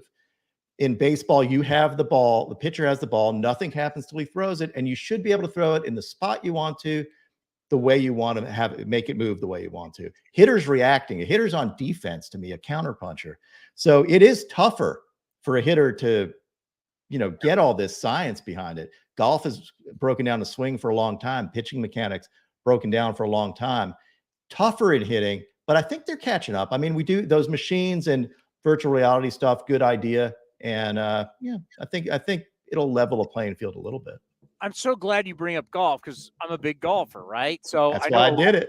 I know a lot about golf, and then I try to explain to our audience, and I think they may get tired of it, but there is a lot of similarities that baseball has now adopted from golf because we've been testing off TrackMan in golf since the late 80s. Baseball is just slow to adapt because let's face it, golf was selling golf clubs and balls. So they needed data to sell you, hey, this is why you need to spend $1,200 on irons. This is why you need to spend, you need to spend this for Pro V golf balls. We give you data, and so now baseball basically is doing a lot of the same thing when we talk TrackMan, Hawkeye, we talk about the high-speed cameras, Rapsodo. Golf's been using technology to sell equipment for a long time. So there's a lot of similarities. I like how you bring that up. And when I think about pitchers now, as they prepare, do you like I think it was a big mistake when we had Shintaro Fujinami, only pitching on Saturdays. It's like, well, what does he do the other 6 days? You got to have feel. As much as I just want to throw this thing as hard as I can, I got to feel it. I got to throw strikes. I got to feel comfortable. What do you think about this? We're trying to have guys go less and I just playing less. How do you get better playing less? You're 100% right in that. Number one, I think field does suffer. You need to practice. You need to throw and see how hitters are reacting, how the ball's reacting. He came over. There's a different baseball too in Japan versus the US. So it's way different. The other thing is building yourself up. Like with anything, you have to build you can't go out and run a marathon tomorrow. You just can't if you're not training for it. No. Right. You go out and try to deadlift 500 pounds when you haven't been building up to it. You're not going to be able to do it. It's the same thing with pitching. You have to slowly build yourself up to it. And if you overdo rest, it creates atrophy. So you're going to, that could also exacerbate injuries or just hurt performance. So yeah, there's this fine tension and we're trying to figure it out. I don't know that anybody's got the magic number. And it also depends on the person, right? Like there could be somebody who needs more rest, somebody who needs less rest. So it's really up to that individual hitter, pitcher, whatever.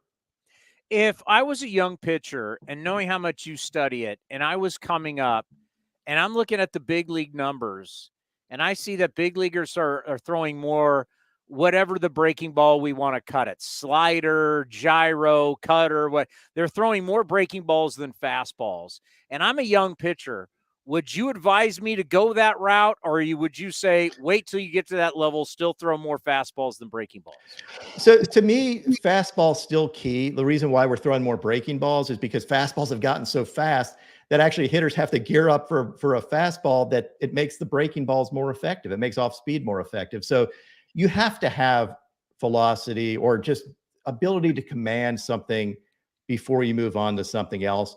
Now, there is something to be said for being able to learn how to manipulate a baseball young. I've talked to too many guys that are now in the major leagues able to spin a ball one way or another. Like they can either pronate really well or they can supinate really well. It's because they did that when they were younger, and now it's harder to learn when they're older. There's some of that, but still, fastball is king. Your mechanics are king, and you're not going to learn your mechanics until you learn how to throw a fastball and be smooth with it. We're not talking about grunting every pitch. We're talking about being smooth with the fastball, commanding the zone. That's all absolutely important stuff. Pronate, supinate. We're talking same thing they talk about in golf with you're hitting a golf ball. Sonny Gray. Love Sonny Gray. He was a great kid when he was with the Athletics, but clearly at the end, he was getting hit hard. And then he got shipped to New York, and that just swallowed him up. And then he got back to Cincinnati, and he got with his old pitching coach from Vanderbilt. And now all of a sudden, now in his 30s, he's resurrected himself. And he's having a great year. Why is Sonny Gray having the success that he's having? When I look at the numbers, it reminds me of a young Sonny Gray in Oakland as an all-star out of Vanderbilt. Yeah, so what I find with him is he is so ridiculously creative with his pitch types and how he spins the ball. And I think when you're younger, sometimes coaches take that away from you. They're like, they know, because you're younger. They're like, this isn't how we do it here. And I think now that he's older and has more freedom to be himself and to really work to his strengths, which is creating different pitches. Like he is amazing, his feel for the breaking ball and to create many versions of it on the fly. As a young pitcher, you don't have that confidence to do it. Now he does. And I think that freedom is a big deal for him. Freedom. That's interesting that you say that. Have we taken freedom away from Yes. pitchers? I mean, think of a guy like Gaylord Perry who would say, and Ray Fosse used to tell us, he called everybody Patna. Patna, I got this Vaseline, and I'm going to be putting it on. Can you imagine a pitching coach today? Patna, I got this Vaseline. Well, yeah, he's a Cy Young Award winner in multiple leagues. He's a Hall of Famer. Are you going to tell Gaylord not to use the Vaseline? No, that's his key, or at least pretend like he is and fool everybody, make them all worried. But yeah, I mean, I love the character of the game. That's part of the reason we all love it, right? Like, I don't think you should ever cookie cut people. You do need individuality. And we're getting a little bit of that back. Like you're allowing people to be free and to move the way they naturally are. But before we were cookie cutter people. And I think a lot of pitchers fell victim to it and probably weren't as good as they could have been. And it was because we wanted where you were pitching to velocity. Yeah. This is what we want. We want you. And like Sonny Gray, I mean, Stephen Vogt used to talk about during a game, Sonny Gray's movement would change as a catcher, and Sonny didn't know. It was just natural, and however he was manipulating, and he didn't even know, like, they would be working together going, I don't know where it's going, but we're getting people out. Let's do it. I mean, that's pitching, right? You're deceiving the hitter. Rhythm. Our pitching coach, Scott Emerson, says hitting's timing, pitching is disrupting the timing. Sonny Gray was great at that. And that's where I think of guys. So I got to touch one of these balls, the new tacky ball they're trying out in Double A. Yeah, it was tacky. I mean, I didn't throw with it, but it's definitely tacky. Where are we now on trying to find something that we don't have the problems like we have with a Max Scherzer at Dodger Stadium where, I don't know, pine tar, I put alcohol, I washed it. Oh, it's now all over my glove. I have no idea. I swear on my kids. How do we get away from that? Do you believe in making the ball tacky? Do you think that will work? I think we need to do something because right now having the umpires do a field test, like this feels sticky to me, so I'm going to eject you, or this isn't quite as sticky as this, or this is a sticky, like that's not a standard. Come on. We have the ability we know spin rates during games. We can look at that and see if somebody's spin rates are up, if it looks fishy. But we also could do away with this. Like right now, it's the Wild West. I mean, we're saying we're cracking down, but if only one umpiring crew is actually really cracking down, Are they just, showing off? Or are they just making it all about themselves? Or are they the only ones taking it seriously? Who knows? But we need more faith in the game and faith in the honesty of this. So I think attack your ball is the way to go. I think the current ball, maybe we're seeing a little bit odd results. Like it's giving pitchers even more of an advantage, which like we were just talking, like, is it fair? Like, is it fair to give pitchers double the advantage now? Maybe not that. Well, what do you want? Do you want me to bring Dan Plesac, who was a terrific closer back in his day, and he's been an awesome analyst on MLB Network. He has the running joke going back in his day. They used to say, don't go out to the mound alone, which meant you were always loaded with something. So do you want me to go out loaded with something, or do you want the ball to be tacky? Pick. Something's going to happen. What do you want? I totally agree. Like if we're going to have rules, it shouldn't be about who's willing to bend and break the rules. It should be an even playing field. So give me a baseball. Say we're not going to allow anything out there, and give me a baseball that's reasonably tacky enough. They're able to do it. In Japan's baseball's tacky. They're able to do it. So why can't we do it? I think we can. I do think the experiment is a little. We gotta see what happens, because if we come up and people are throwing sweepers now that are breaking 2.5 feet and no one's able to hit anything, it might be a little tough for fans. Yeah, it might not be good for the product, but we'll see. And, in the end, it's about the entertainment business. I got to tell you this, and we'll end on this. So it was last year, I'm at a San Jose State football game. I got my Spartan shirt on, and I had a pitching ninja hat on. And it was at the end of the game. We're walking out of the stadium, and this kid goes, "Pitching ninja." And I went, wow. At a San Jose State football game, someone recognized the hat I was wearing. When you're just randomly being noticed throughout the country, that's when you know life's pretty good for the pitching ninja. Dude, it still never gets old at all. Like, I love that. And it just means that maybe we had an effect on something. Maybe people, like, if it helps people be fans of the game, I think it's awesome. And I do love that. Like, that's fantastic. Like, tell them about your merch. Let's sell some merch. Go to pitchingninja.com. We got everything for you. And you got it in all the team colors. We do. Oh, you go to Rotoware as well. They sell the Pitching Ninja stuff, and we've got everything. You notice I made my light like A's colors right back there. I can change the colors of that. I love, like, you got like the eyes of the ninja are red on your hat. That is awesome. Yeah, this is a new one we tried out. I think this is it's one of my favorites. It's like a snake almost. You know how they do the snake with the red eye? I mean, that is sweet. Little evil look. Willie, you know what? You're helping make baseball cool, and that's what we need. We need to make baseball cool. We really do. And I don't think the sport does a good job of that. I think they're starting to, maybe a little, giving people freedom, but the idea that it's fun, right? The sport is all about having fun, competing, and pointing out why this, instead of looking at everything being a home run, sometimes pitchers deserve some love too. And that's what I'm all about. Like, show me all the nasty pitches. Don't get me started on, we are the only sport.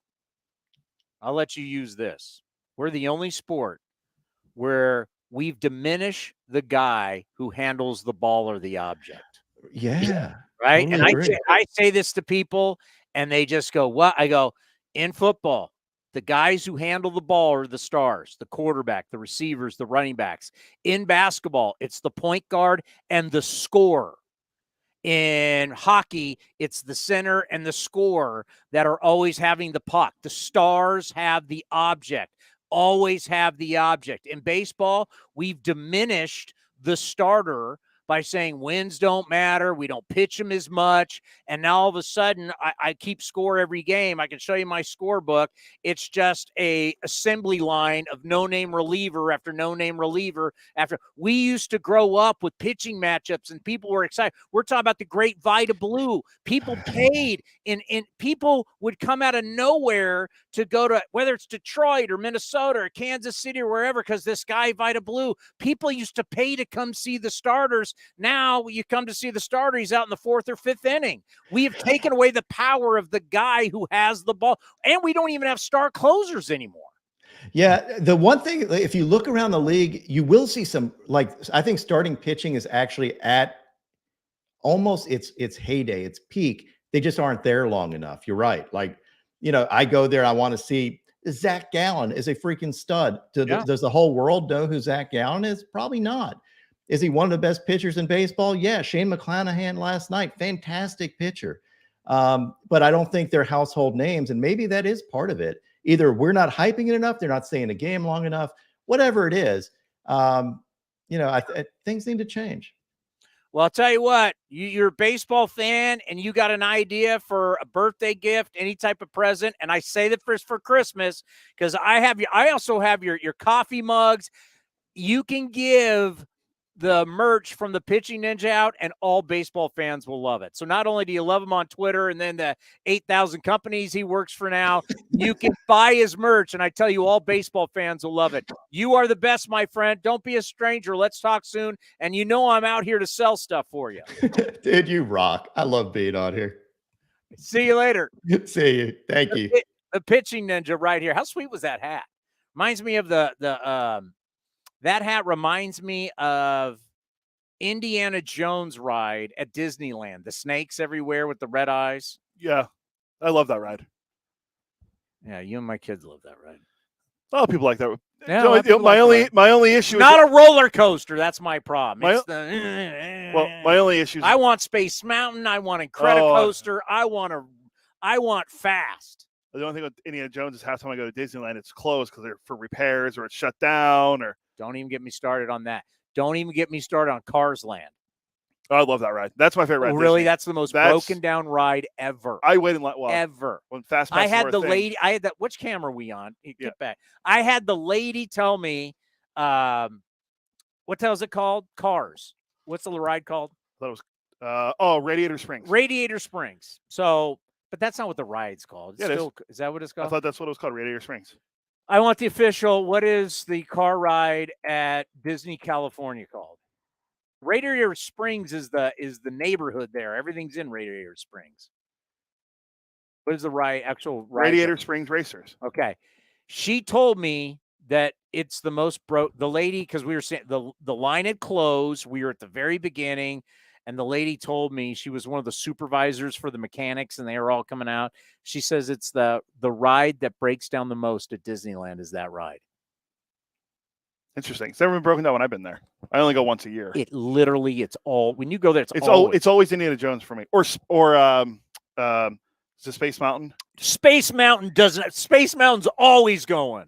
No, but that's the least broken. The Space Mountain is it's been going for how many? You tore old Space Mountain down. Still the best ride at Disneyland, Space Mountain. It's not even close. Don't you be upset because they tore old Space Mountain down. Don't be upset. Mm-hmm. Don't you be upset. Sorry. My rebuttal? Oldest ride, longest line.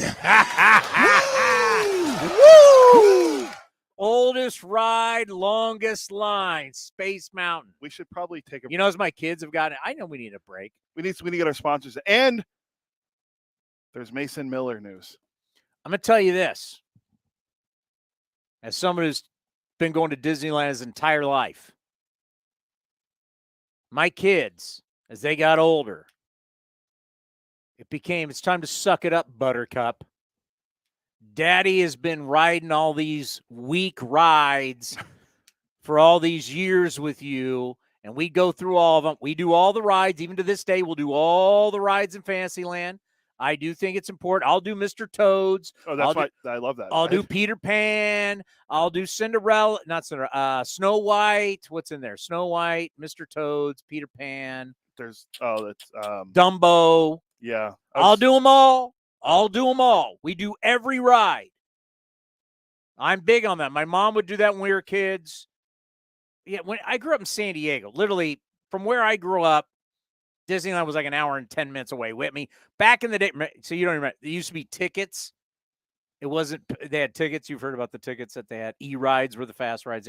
You got a booklet of tickets. All right. I don't think there was ever tickets since I've been going. It would be all the time. My mom would be like, you just want to go to, Disneyland was not expensive. It was like, you want to go to Disneyland today? Okay. And we just drive up and go to Disneyland. I told my kids, First ride, we get there when the rope drops, we're going to Space Mountain. First ride out of the gate, no longer we're going to Space Mountain. And my kids are like, really? I'm like, yeah, suck it up, Buttercup. This is how you do space. This is how you do Disneyland. It's the number one ride. You go ride it first. Then you go over to Matterhorn. You got to get rid of the big ones early because the lines just, even though you have all these passes now and all that kind of stuff. So my kids now have adjusted and they know, play it. Oldest ride, longest line. They know we're going to space. Rope drops. Disneyland's open. We're going to Space Mountain. I haven't read Space Mountain. Every time last few times I've been there, it's been closed. So I haven't got a chance to ride it. Were they working on it? Yeah, they're working on it, yeah. Well, that's different. We're talking about Indiana Jones. You'll be like, people have been waiting and be like, oh, sorry, it's closed. Yeah, happened to me a couple times. Sorry. That's why you got to do single rider. I don't think they do single rider on Indiana Jones? Oh, it's a good question. I haven't gone. I haven't gone since my February kids now get me to buy all the passes. We got all these we got all. Yeah, this you can do everything on your phone now. Huh? You can do everything on your phone now. I know, it's unbelievable. All right, Mason Miller news next, right here on A's Cast Live. This is Chris Townsend. There are two things that are a must for me: comfort and style. Whether I'm playing golf, going to dinner, I've got to have the right feel. That's why I've partnered with Linksole, and you're going to love Linksole. They have just released their new spring line, new fabrics for their polos, lightweight and perfect for technical performance. Linksole also has new styles for their layers and hoodies with cool prints and seasonal colors. You know what they say in the big leagues: look good, play good. Go to linksole.com. That's linksole.com. Chevron with Techron has unbeatable engine cleaning power, and it gives you unbeatable mileage for all kinds of unbeatable destinations, like time in the sun at the beach, or time in the sun riding roller coasters, or a day in the sun hiking mountains. Well, probably just one mountain would be enough for a day, but hiking a mountain is still an unbeatable choice for how to spend time. Download the Chevron app now to get unbeatable mileage at locations near you. This is Chris Townsend, and if you're looking for a great place to eat and watch games, go see my friends at the Chicken Pie Shop of Walnut Creek. The Chicken Pie Shop is one of the hottest restaurants in Walnut Creek. You're not going to find a better menu, and come try their world-famous chicken pie that has been served in Southern California for 86 years. Spacious indoor and outdoor dining, perfect for your next private party or corporate event. Don't forget free parking. For more information, go to chickenpieshopwc.com. That's chickenpieshopwc.com. If you're looking for a new mattress, Nest Bedding has you covered. Sleep on the same mattress Hall of Famer Ricky Henderson sleeps on. Nest Bedding is the #1 brand of online mattresses and the Bay Area's favorite mattress store. Take home the Easy Breather pillow. The New York Times calls it their #1 pick. You can navigate their easy-to-use website, nestbedding.com. That's nestbedding.com. Green and Gold fans, use the coupon code Oakland and you get 10% off your entire order. Nest Bedding, love where you sleep.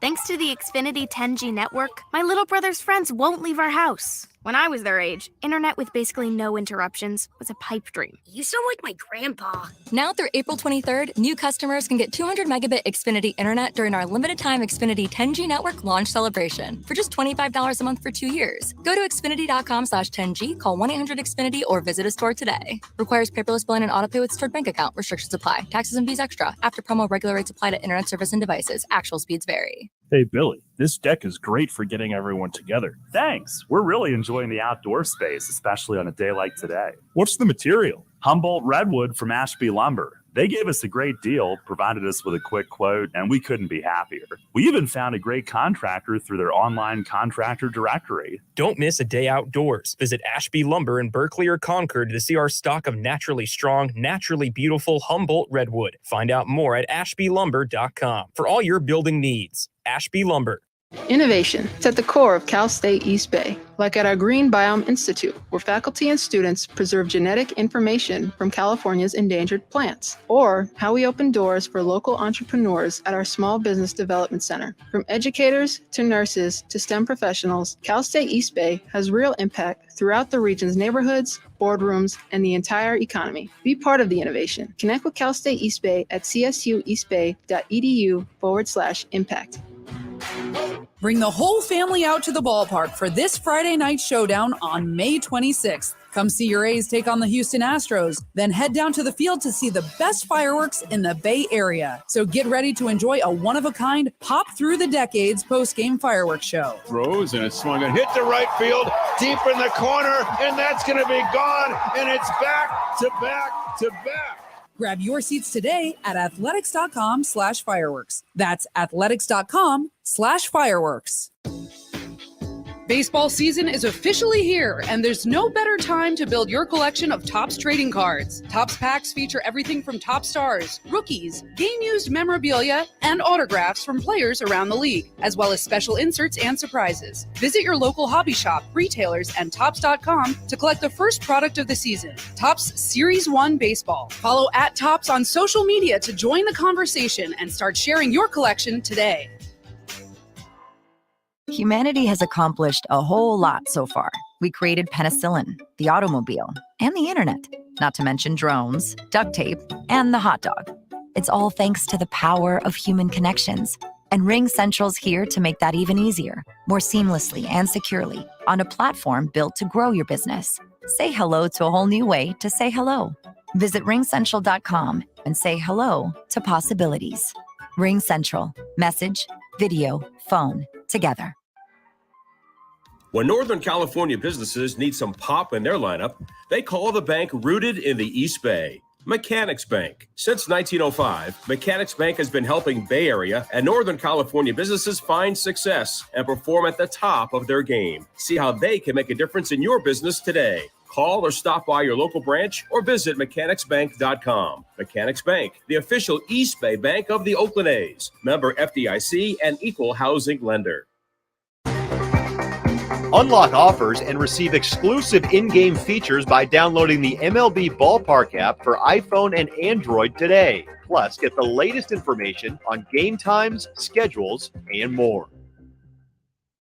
Spring is here and summer is right around the corner, which means two things: golf and special events. Hi, Vince Cotroneo for Cinnabar Hills Golf Club in San Jose. First, enjoy the best of Bay Area golf with 27 holes of championship caliber play. Then you'll agree it's the best place to play in Silicon Valley. And two, with its award-winning venue, let Cinnabar Hills cater your upcoming special occasion, including weddings. Enjoy all that Cinnabar Hills has to offer: great golf, food, and incredible views of the Bay Area. Learn more at CinnabarHills.com. That's CinnabarHills.com. Streaming from the town, A's Cast Live continues with Chris Townsend.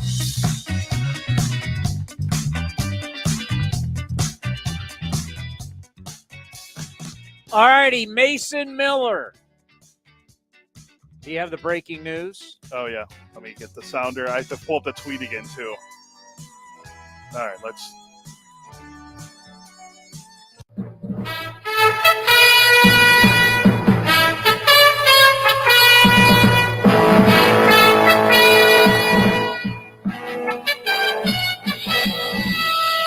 Live from the CBS Sports Desk in New York, I'm Chris Townsend. Or is that ABC?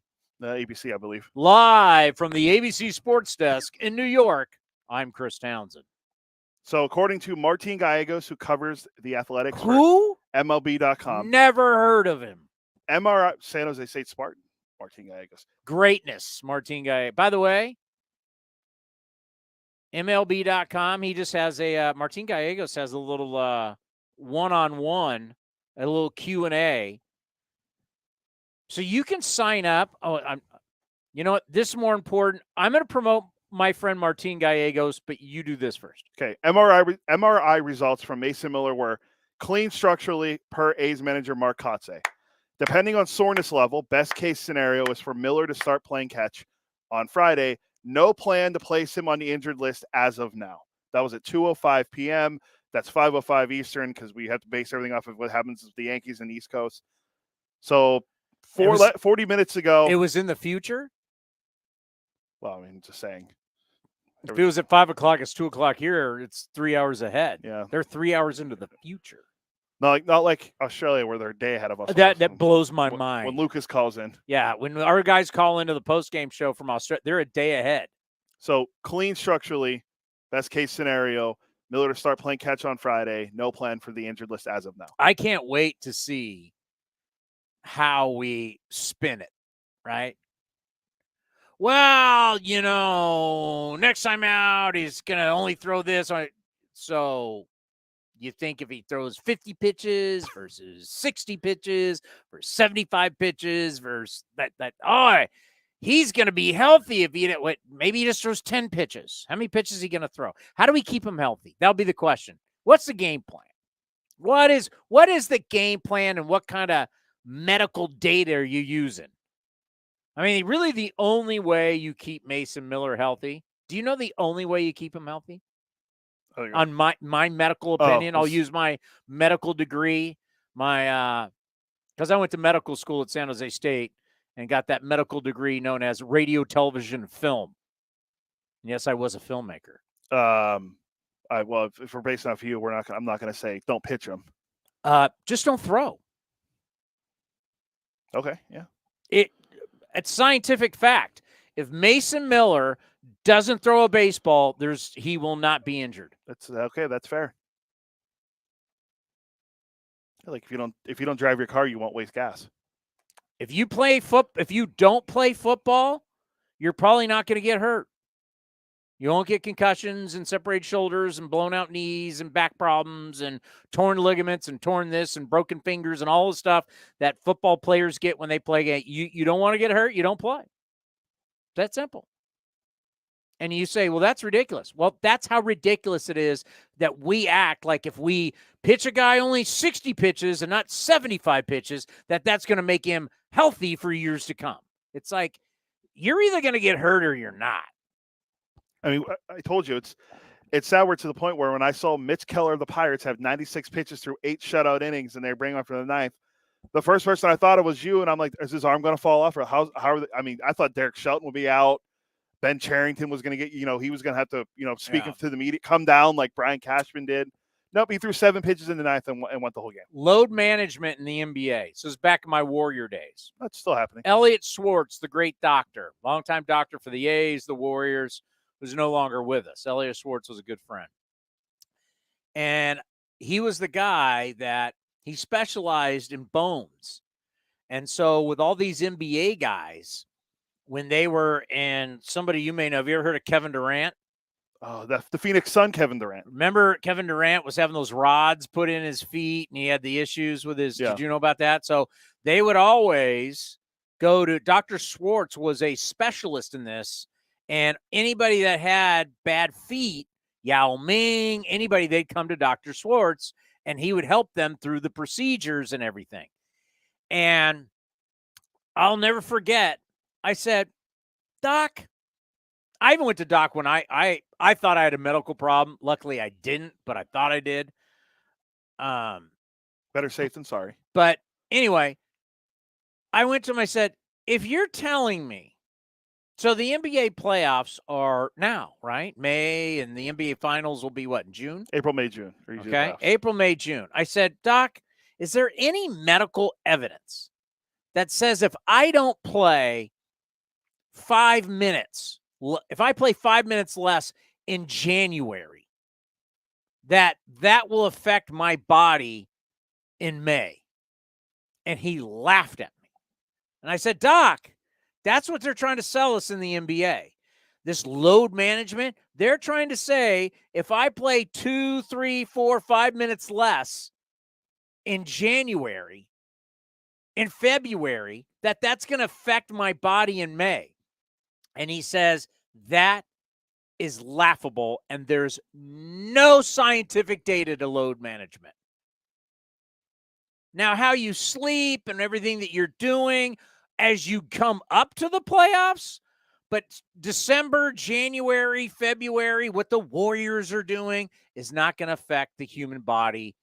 And NBA people, you'd question them on it. They didn't have the answer. They'd be like, well, we're supposed to, we understand. Like Kawhi Leonard taking the day off in January is not going to affect him in May. Like if I take a day off now, that's not going to affect how my body feels in July. That's literally ridiculous. But we're selling you that in the NBA now. We're selling you that if I play 2 minutes less, 5 minutes less, or not even play in like January, that it affects the human body in May.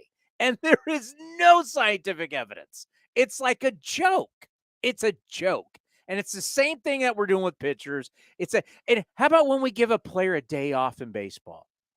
So you give a player a day off, but he still shows up. He still works out. He still takes batting practice. He still probably lifts weights. He still takes ground balls. He still does all of that. He just doesn't play in the game, and that's a day off. That's not a day off. Day offs don't come to the ballpark. Yeah, it's stupid. Or just come it's and like the hang stuff out. in sports is just stupid. Like all of a sudden, Mason Miller. So how do you keep him healthy? You think if you just the only way to keep Mason Miller healthy is and to make sure that you bubble wrap him, boy in the bubble, John Travolta.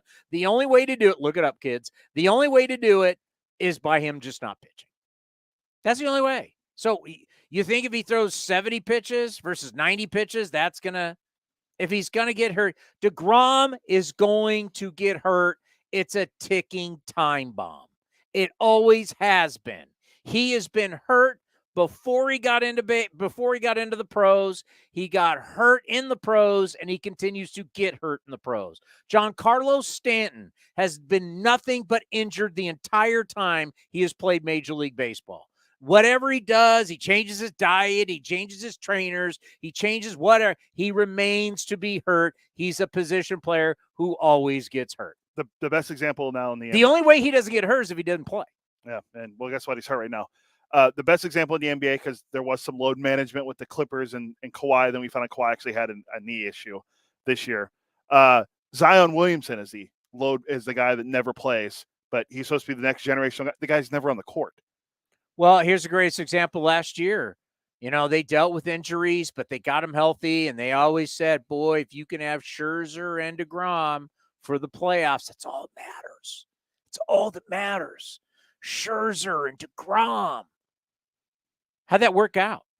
Wasn't the other one Bassett too? All three of them? All three of them. How'd that work out? Not great for them. Because, hey, man, if you just have them against the Padres, you're at home at Citi Field. It's the Padres. What happened in that series? Padres won. Padres won that. But wait a minute. They had DeGrom and Scherzer both healthy at the same time. How's that possible? Yeah, like coming to this season, they were talking about how, if we're going to try to limit the starts for Scherzer and Verlander. Well, no, they've been hurt already. Okay. And then the Mets are 7 games back already. Can I get into something? Sure. I've been waiting to say Is this by the way, sign up for Martin Gallegos to promote our friend. It's called A's Beat. I did a long time ago. You'll get a weekly email, and this week he does a Q&A with Ryan Noda. Good friend of the program already. It's like I discovered him. You were questioning how much I liked Ryan Noda in spring training, and you don't seem to be saying anything since. Brent Rooker, by the way, on MLB Network, MLB Central this morning, fantastic. I recommend everyone check it out. He was good for it with us. We might have found our next gem. It was an interview with Brent Rooker.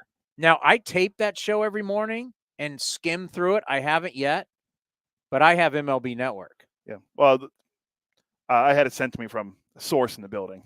Oh, did you? Yeah, the great Vittorio DiBartolo. I tape MLB Central and I tape MLB Now every day, and make sure you go through them. But you can't watch MLB Central comes on at like 7 a.m.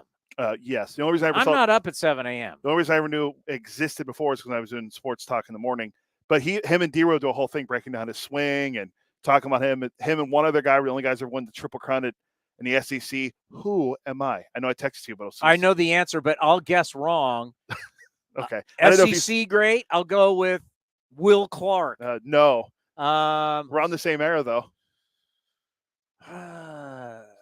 They went to the same school, right? I know. I already know the answer. Just say the answer. It's okay. I'm trying to think of Bobby Thigpen.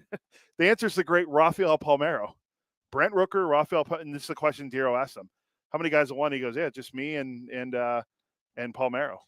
Well, because it wasn't D-Row, that Louisiana State University hack. That's the manager of Team USA. Thank you. Did he win? Believe the Phoenix. Yeah. No. Why hasn't anyone called him a choker yet? He couldn't bring it home. He will be a manager in Major League Baseball. I hope not. He's too good on TV. You think he's gonna be like anybody else? He'll win some games, lose some games. D-Row, don't leave TV. It's too good of a gig. He is too good. I mean, Joe Girardi's back on TV again. He'll find a job again. Then he'll be back on TV. D-Row is too good on television to leave. Too good. You know what? Just be Captain America and always every 3 years manage the WBC team. Just be Mike Scioscia after Mike Scioscia's done managing. Yeah, managing sucks. You really want to do this grind every single day? Folks, these players have issues. I don't know how much I want to talk about this, but everybody's complaining. Everybody's got problems. It's management. It's management. It's management. Just like your manager, or if you're a manager, you got to deal with everybody's crap. You want to be a manager? You wanted to be a program director. You want to deal with all the on-air talent, all the producers, everybody. I got this problem. I got that problem. You really want to deal with all that? I'm still in favor of being the boss. Do you really want to be a boss? You want to fire people? You want to hire people? You want to fire people? You really want to do that? Yeah. I've hired interns before. I know it's different, but I've actually had some experience hiring. You've never hired. Who have you hired? I've never hired anyone at the A's. Who have you hired? I was in charge of hiring the interns at 95.7. Interns. We're not interns. I'm not talking about kids in college. I'm talking about grown adults. Even though interns are adults. Grown adults who have families. You going to fire a guy or a gal who's got 3 kids at home and rely on that job? You think you can do that? Yeah, I can. Oh, you heartless. Management's terrible. That's the point. Coming from the business owner. Yes, I have fired people. I've actually had the police show up to fire people. Oh, wow. Yeah, I've been through You're not talking about Sting. You're talking about the actual police. Correct. No message in a bottle. Thank you. Yes, I've actually had San Diego had to fly down. San Diego PD walked in, grab your blank, and you get the. All right. Let's hear this. You've been waiting around this all day. So, who am I? I have spent the most money in the history of baseball. My starters have the 3rd fewest innings in the major leagues. Starters have a 5.34 ERA, 24th in baseball.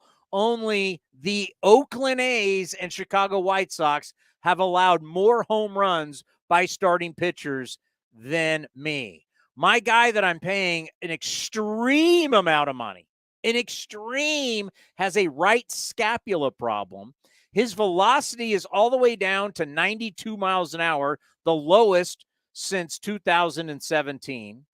I have lost 11 of my last 14 games. My last 14 games, I'm averaging 3.3 runs per game. I'm allowing 5.6 runs.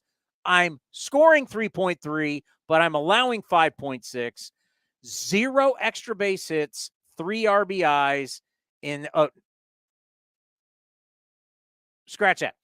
I lost. Once again, last 14 games, I'm scoring 3.3 runs per game. I'm allowing 5.6, and my starter's ERA during those last 14 games is 6.89. My run differential is -33. I have a star that's hitting a $156 with a 362 OPS, 0 extra base hits in the last 17 games, and my slugger, who's so great. When you guys in your metrics try and tell me that great players, it has nothing to do when their team loses. Nothing, because they're great. They're a single player. They're not in control. It's not their fault when the team loses. Well, in the 18 losses that I have this year, because I'm 17-18. In the 18 losses, my number one hitter in my 18 losses is hitting 154. This guy hasn't weighed 154 since he was probably in 4th grade. When's the last time you've weighed 154? Probably 9th grade. 154 with a 5.79 OPS. Mr. Metrics, is 5.7 OPS any good? No, that's no. With all of that said, who am I? Well, you gave it away at I have spent more money than anyone, but I'll play into the bit because I have this one too. Because did you know that the Mets, it's the answer. It's the Mets. They were 7-3 on their West Coast road trip they did. You know what they've been since then? 3-11. So it's all about money. That's right. It's all about money. Did you hear all that? How bad their starters are? Oh, the polar bear. Because guys like him want to tell you that players, oh man, great players, They're just always great. They have nothing to do with wins and losses. We try and figure out every single way to talk about how people are not truly involved. Well, really with losses. We try and separate people with losses. The Polar Bears hitting a $154 in their 18 losses. You don't think that plays to it? Oh, for sure. We did the same thing with Starling Marte in the last 17 games is hitting a $156 with a 362 OPS. He's terrible. That's not very good. Oh, why didn't he resign with the A's? He's terrible. Their starters are terrible. Their bullpen actually is the only thing that's halfway decent. This is the most expensive team in the history of baseball. Nobody has spent more money, and they're a game under 500, but they got problems. They've got problems. And Scherzer is talking about how he's just going to fight through it, and he's just trying to stay healthy. Right now, the Mets are the second oldest team when it comes to position players, behind only the Dodgers. Oh, the Dodgers have a little young players. I don't know how that makes the Dodgers are going a little younger. Yep. So according to this, the Dodgers are average age for their batters is 30.6. God, bring back Justin Turner. What would that average be? Well, Jesus. Hayward in that lineup, but Miguel Rojas. But like guys like Vargas and Freeman's in his 30s. Yeah, Mookie Betts is in his 30s. But you got guys like Vargas and Will Smith. Those are younger. But anyway, pitching wise, the Mets are the oldest team. Not by a lot, but 31.5 is their average age. So 32, the Red Sox are right behind them. So yeah, they're old by far. And they're not getting younger. And Steve Cohen even said that they would like to develop their own pitching. That's their goal. Well, you can't do that when you're trading them away and signing 40-year-old guys to 4-year deals.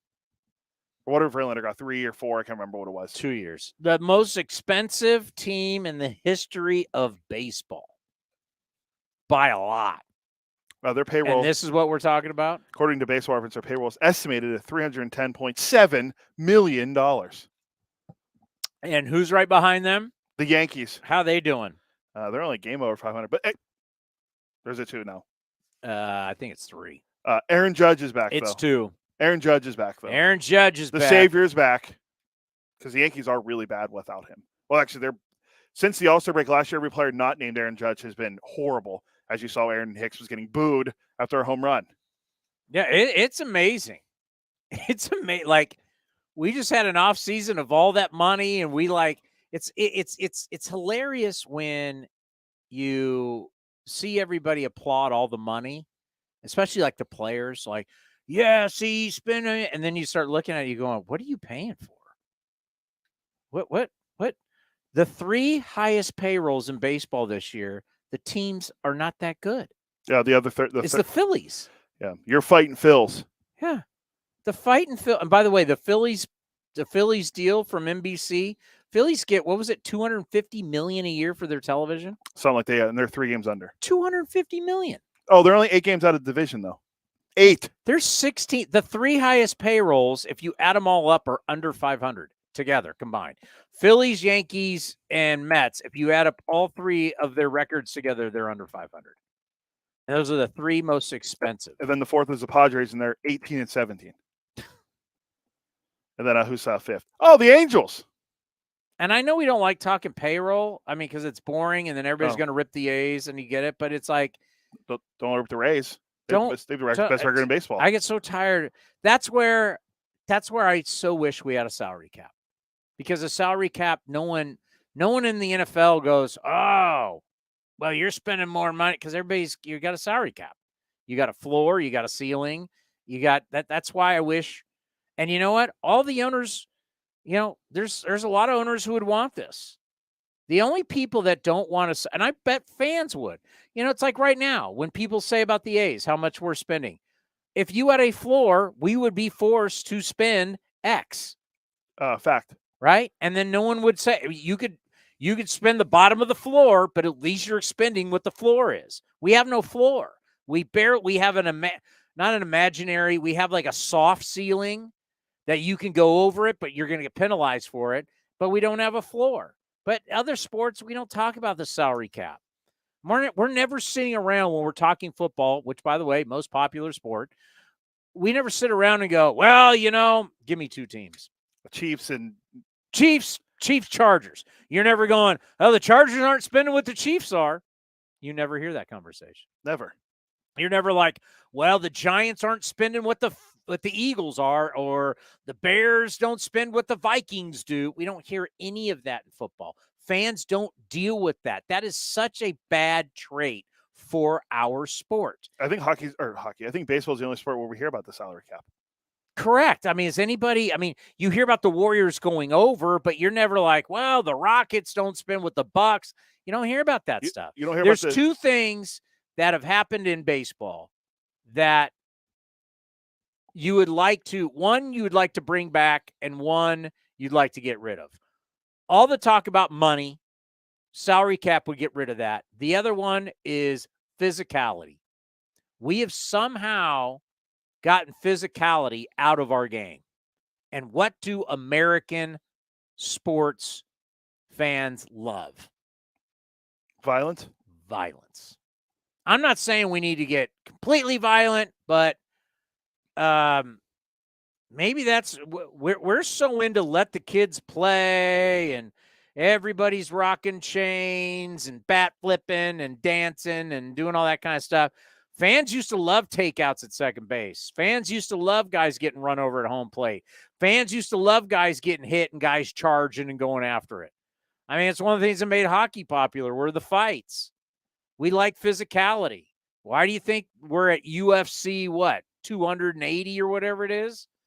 I mean, we've taken all that out of baseball. We've taken the hardcore, the physicality of the game out of the game to protect the players. And both, by the way, they're hurt more than ever. It's insane.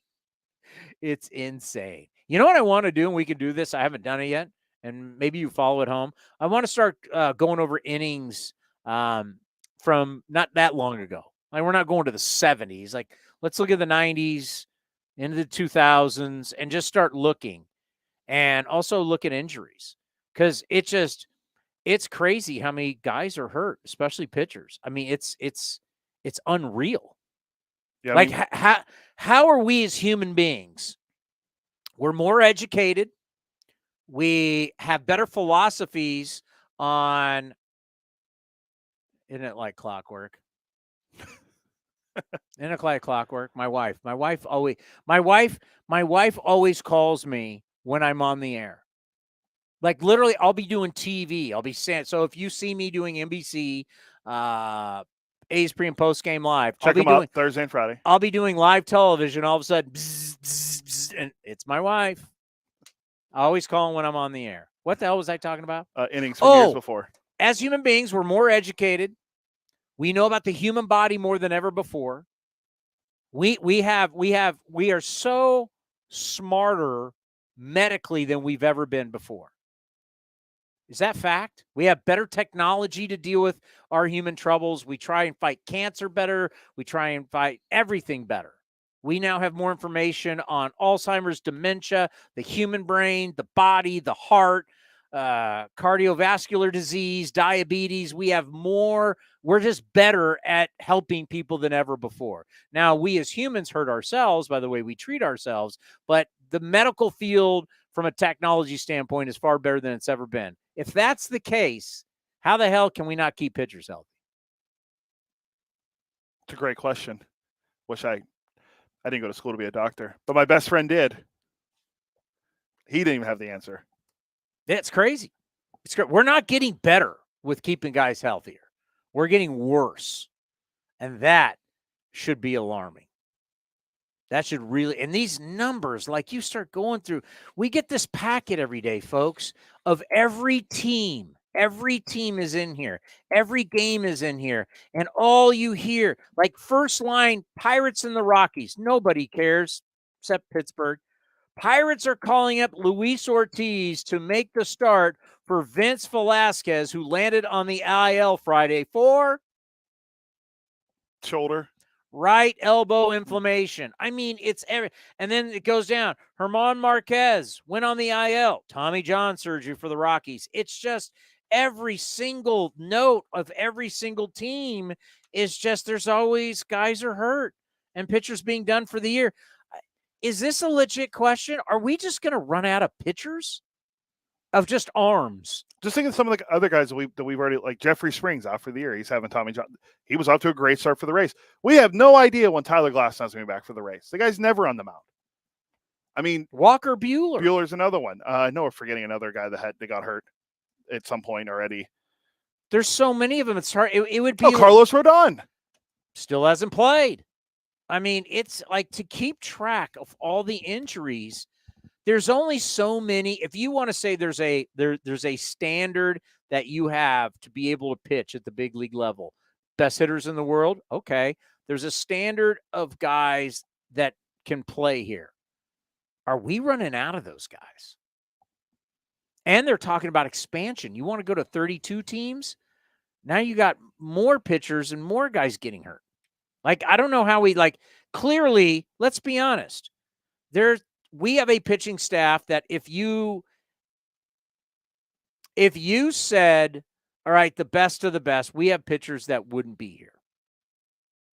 That they are not great arms in the world of Major League Baseball.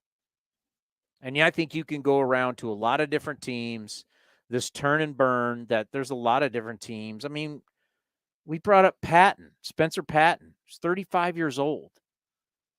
I mean, he's a journeyman of journeymen. Nothing against him. I mean, congratulations still being in the big leagues, but he's 35 years old. That's what we're bringing up for the bullpen? I mean, Tommy Malone's still pitching in the Mariners system. God love him, but man, it's just like there is like an epidemic. It's like an epidemic in our game of keeping these guys just healthy enough to pitch, let alone, I mean, the numbers. I mean, we bring up the numbers because I check this every day. We used 64 players last year, right? Yeah. We're already at 40. What are the Angels at? The Angels, do you know when we talked about this last year? The Angels used like 68. They used 65. I was literally shocked because if you remember, we played the Angels 32. It was the last 3 games of the year. And I thought, oh, man, we've used 64 guys. This is the craziest thing ever. It's an Oakland record. It's a franchise record, blah, blah, blah, blah, blah. Well, then we played the Angels, and they used a franchise record 65. I could not believe it.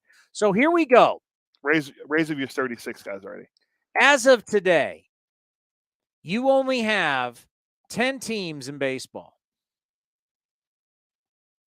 Scratch that. You only have 9 teams in baseball who have an ERA under 3.50 with their bullpens.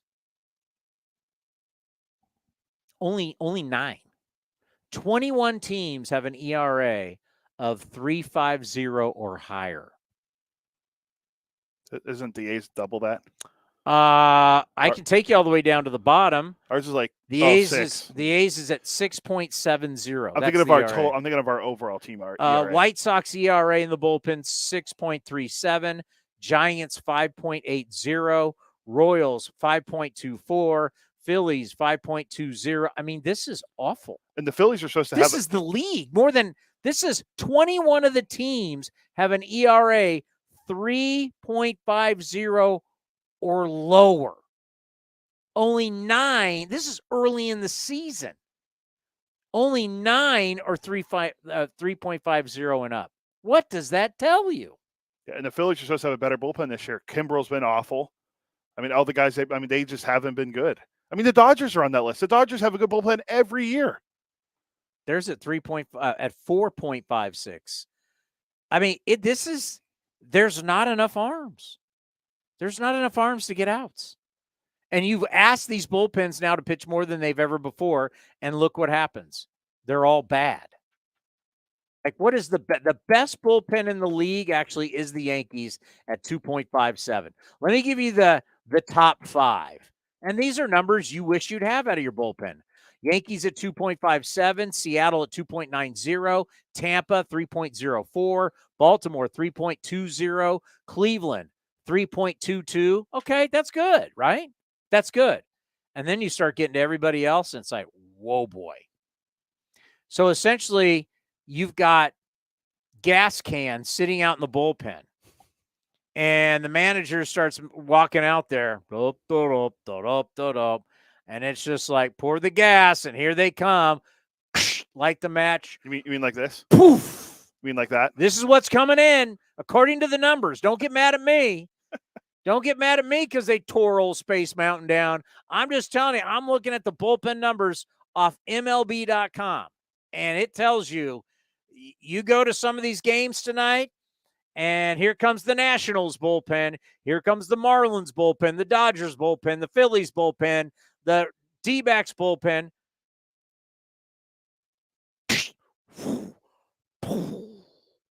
Bonfires coming in, baby. These numbers are horrific. I mean, that's the best way. You can't tell me that this is not the highest in baseball history. This is crazy how bad these bullpens are. Yeah, and we're only in May. So can imagine what's going to be like in August and September when, we're using more guys. Like I said, we're at 40 players used. Like I said, Tampa, who has the best record in baseball, has used 36 already. Tampa's used 36? The Angels only used 32 after using 65 last year. And the Yankees, who have guys hurt all the time, miraculously only used 34 guys. I don't know. Is this number crazy? It just seems like this is an odd amount of human beings used in one season. We're at 40 already. 40. And we're what's today, May 9th? 40. We're not even in June. We've used 40 different guys. Don't forget, there's guys. We're going to have to get rid of the 40-man roster and turn it into the 60-man roster. I mean, there are guys in the minors that we're going to see. And that's not a joke. I mean, baseball might have to rethink this because it's like, hey, listen, you got to make it easier to be able to get guys to the big league level because these teams are not able to sustain how many players they're bringing up and down. Giants have used 36, and they just called up one of their top prospects, Casey Schmidt. They're going to have 37 guys now already. In the Bay Area, after tonight, we're going to have used 77 players between two teams.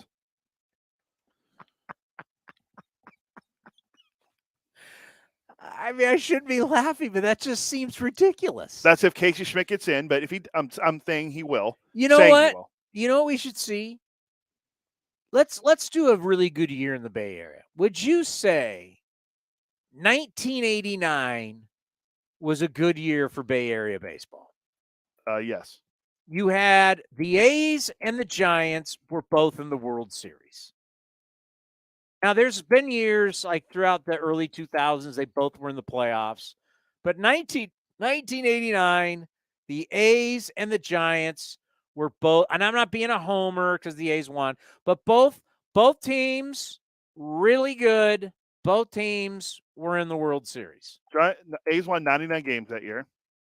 Giants won 92 games that year. Giants used 45 players.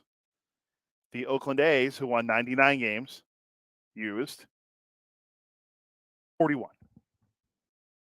If we used 40, it's May 9th. So we're in the World Series in 89. We used 41. We've already used 40. Giants are not far away from what they already used in 89. That's crazy. I'll go back 11 years ago to 2012, the year where there were so many different guys used. 50. We're 40, and we used 2012. Just seemed like they literally remade the entire roster. It's still only 50. We're at 40, and we're at May 9th. We've used 40 guys. And like I said, there's still guys in the minors. We will see Soderstrom. We will see Geloff, barring an injury. These are guys, you're going to see more guys that are going to be here. So essentially, Seth Brown hasn't even played yet. Essentially he's played in the season. Oh, yeah. Never mind. Sorry. I kept thinking he was out from. Okay, yeah. So essentially by June 1st, both the Athletics and the Giants will have used more players by June 1st than they used the year they both went to the World Series against each other in 1989. I know 89 was a long time ago, but that just kind of shows you the insanity of where we are with players.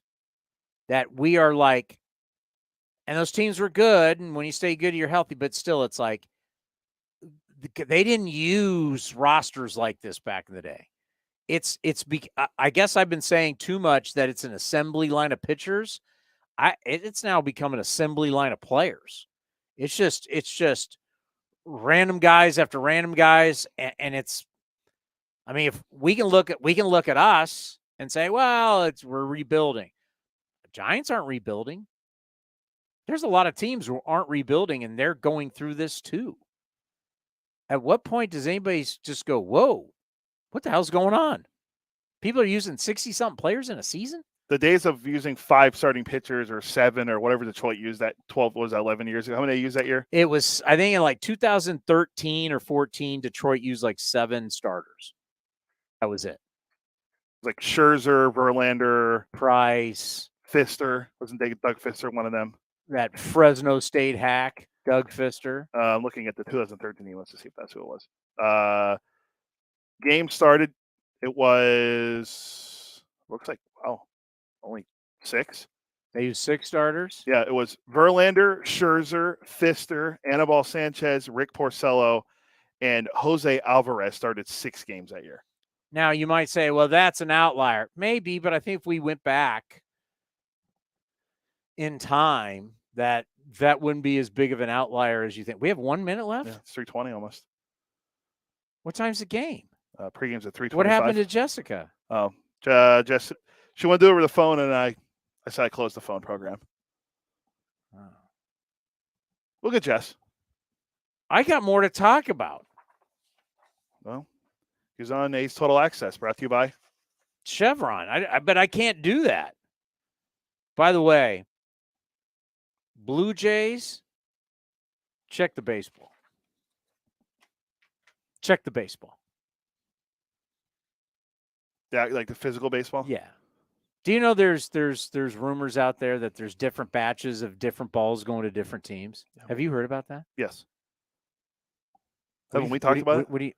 We haven't talked about different batches going to different teams. We've talked about I'm thinking for games, like primetime games. But there is ample evidence inside our game that different batches of baseball, like it's getting down to, we know when teams get baseballs. Oh. How many times a month, when they get them. Like we're getting like, it's amazing this hasn't broke. I do not want to break the story. Yeah, don't. But there's allegedly different types of baseballs going to different types of teams. It's not good. That's interesting. And baseballs that were made at different times, and it's like, it's crazy. And especially for a sport where the ball goes into the stands and people can get the ball, and then all of a sudden, then people can slice them open and look at it and go, wait a minute, this ball's different from, well, why were they dealing with this ball? And oh my God, why were the Cardinals getting different baseballs towards the end when Albert Pujols was playing? Oh, conspiracy theory. I don't have the music. Allegedly. I have nothing to do with this. All right, what time am I on? Like less than 4 minutes from now. What? Yeah, 3:25. We're on 3:25. We got to go. Thank you, Dick Green. Thank you, Eno Sarris. And thank you, Rob Friedman, the pitching ninja, for stopping by A's Cast Live. We are not on tomorrow because it's a 9:30 start in Yankee Stadium. Yeah. We're back Thursday. Thursday, yes. What time? 4 o'clock. 4 o'clock? Yeah. We'll see you next Thursday at 4 o'clock. Up next, A's Total Access, brought to you by Chevron. With more sunshine returning, it's time to get outside and make the most of what Cinnabar Hills Golf Club has to offer, like 27 championship caliber holes tucked in the beautiful hills of San Jose.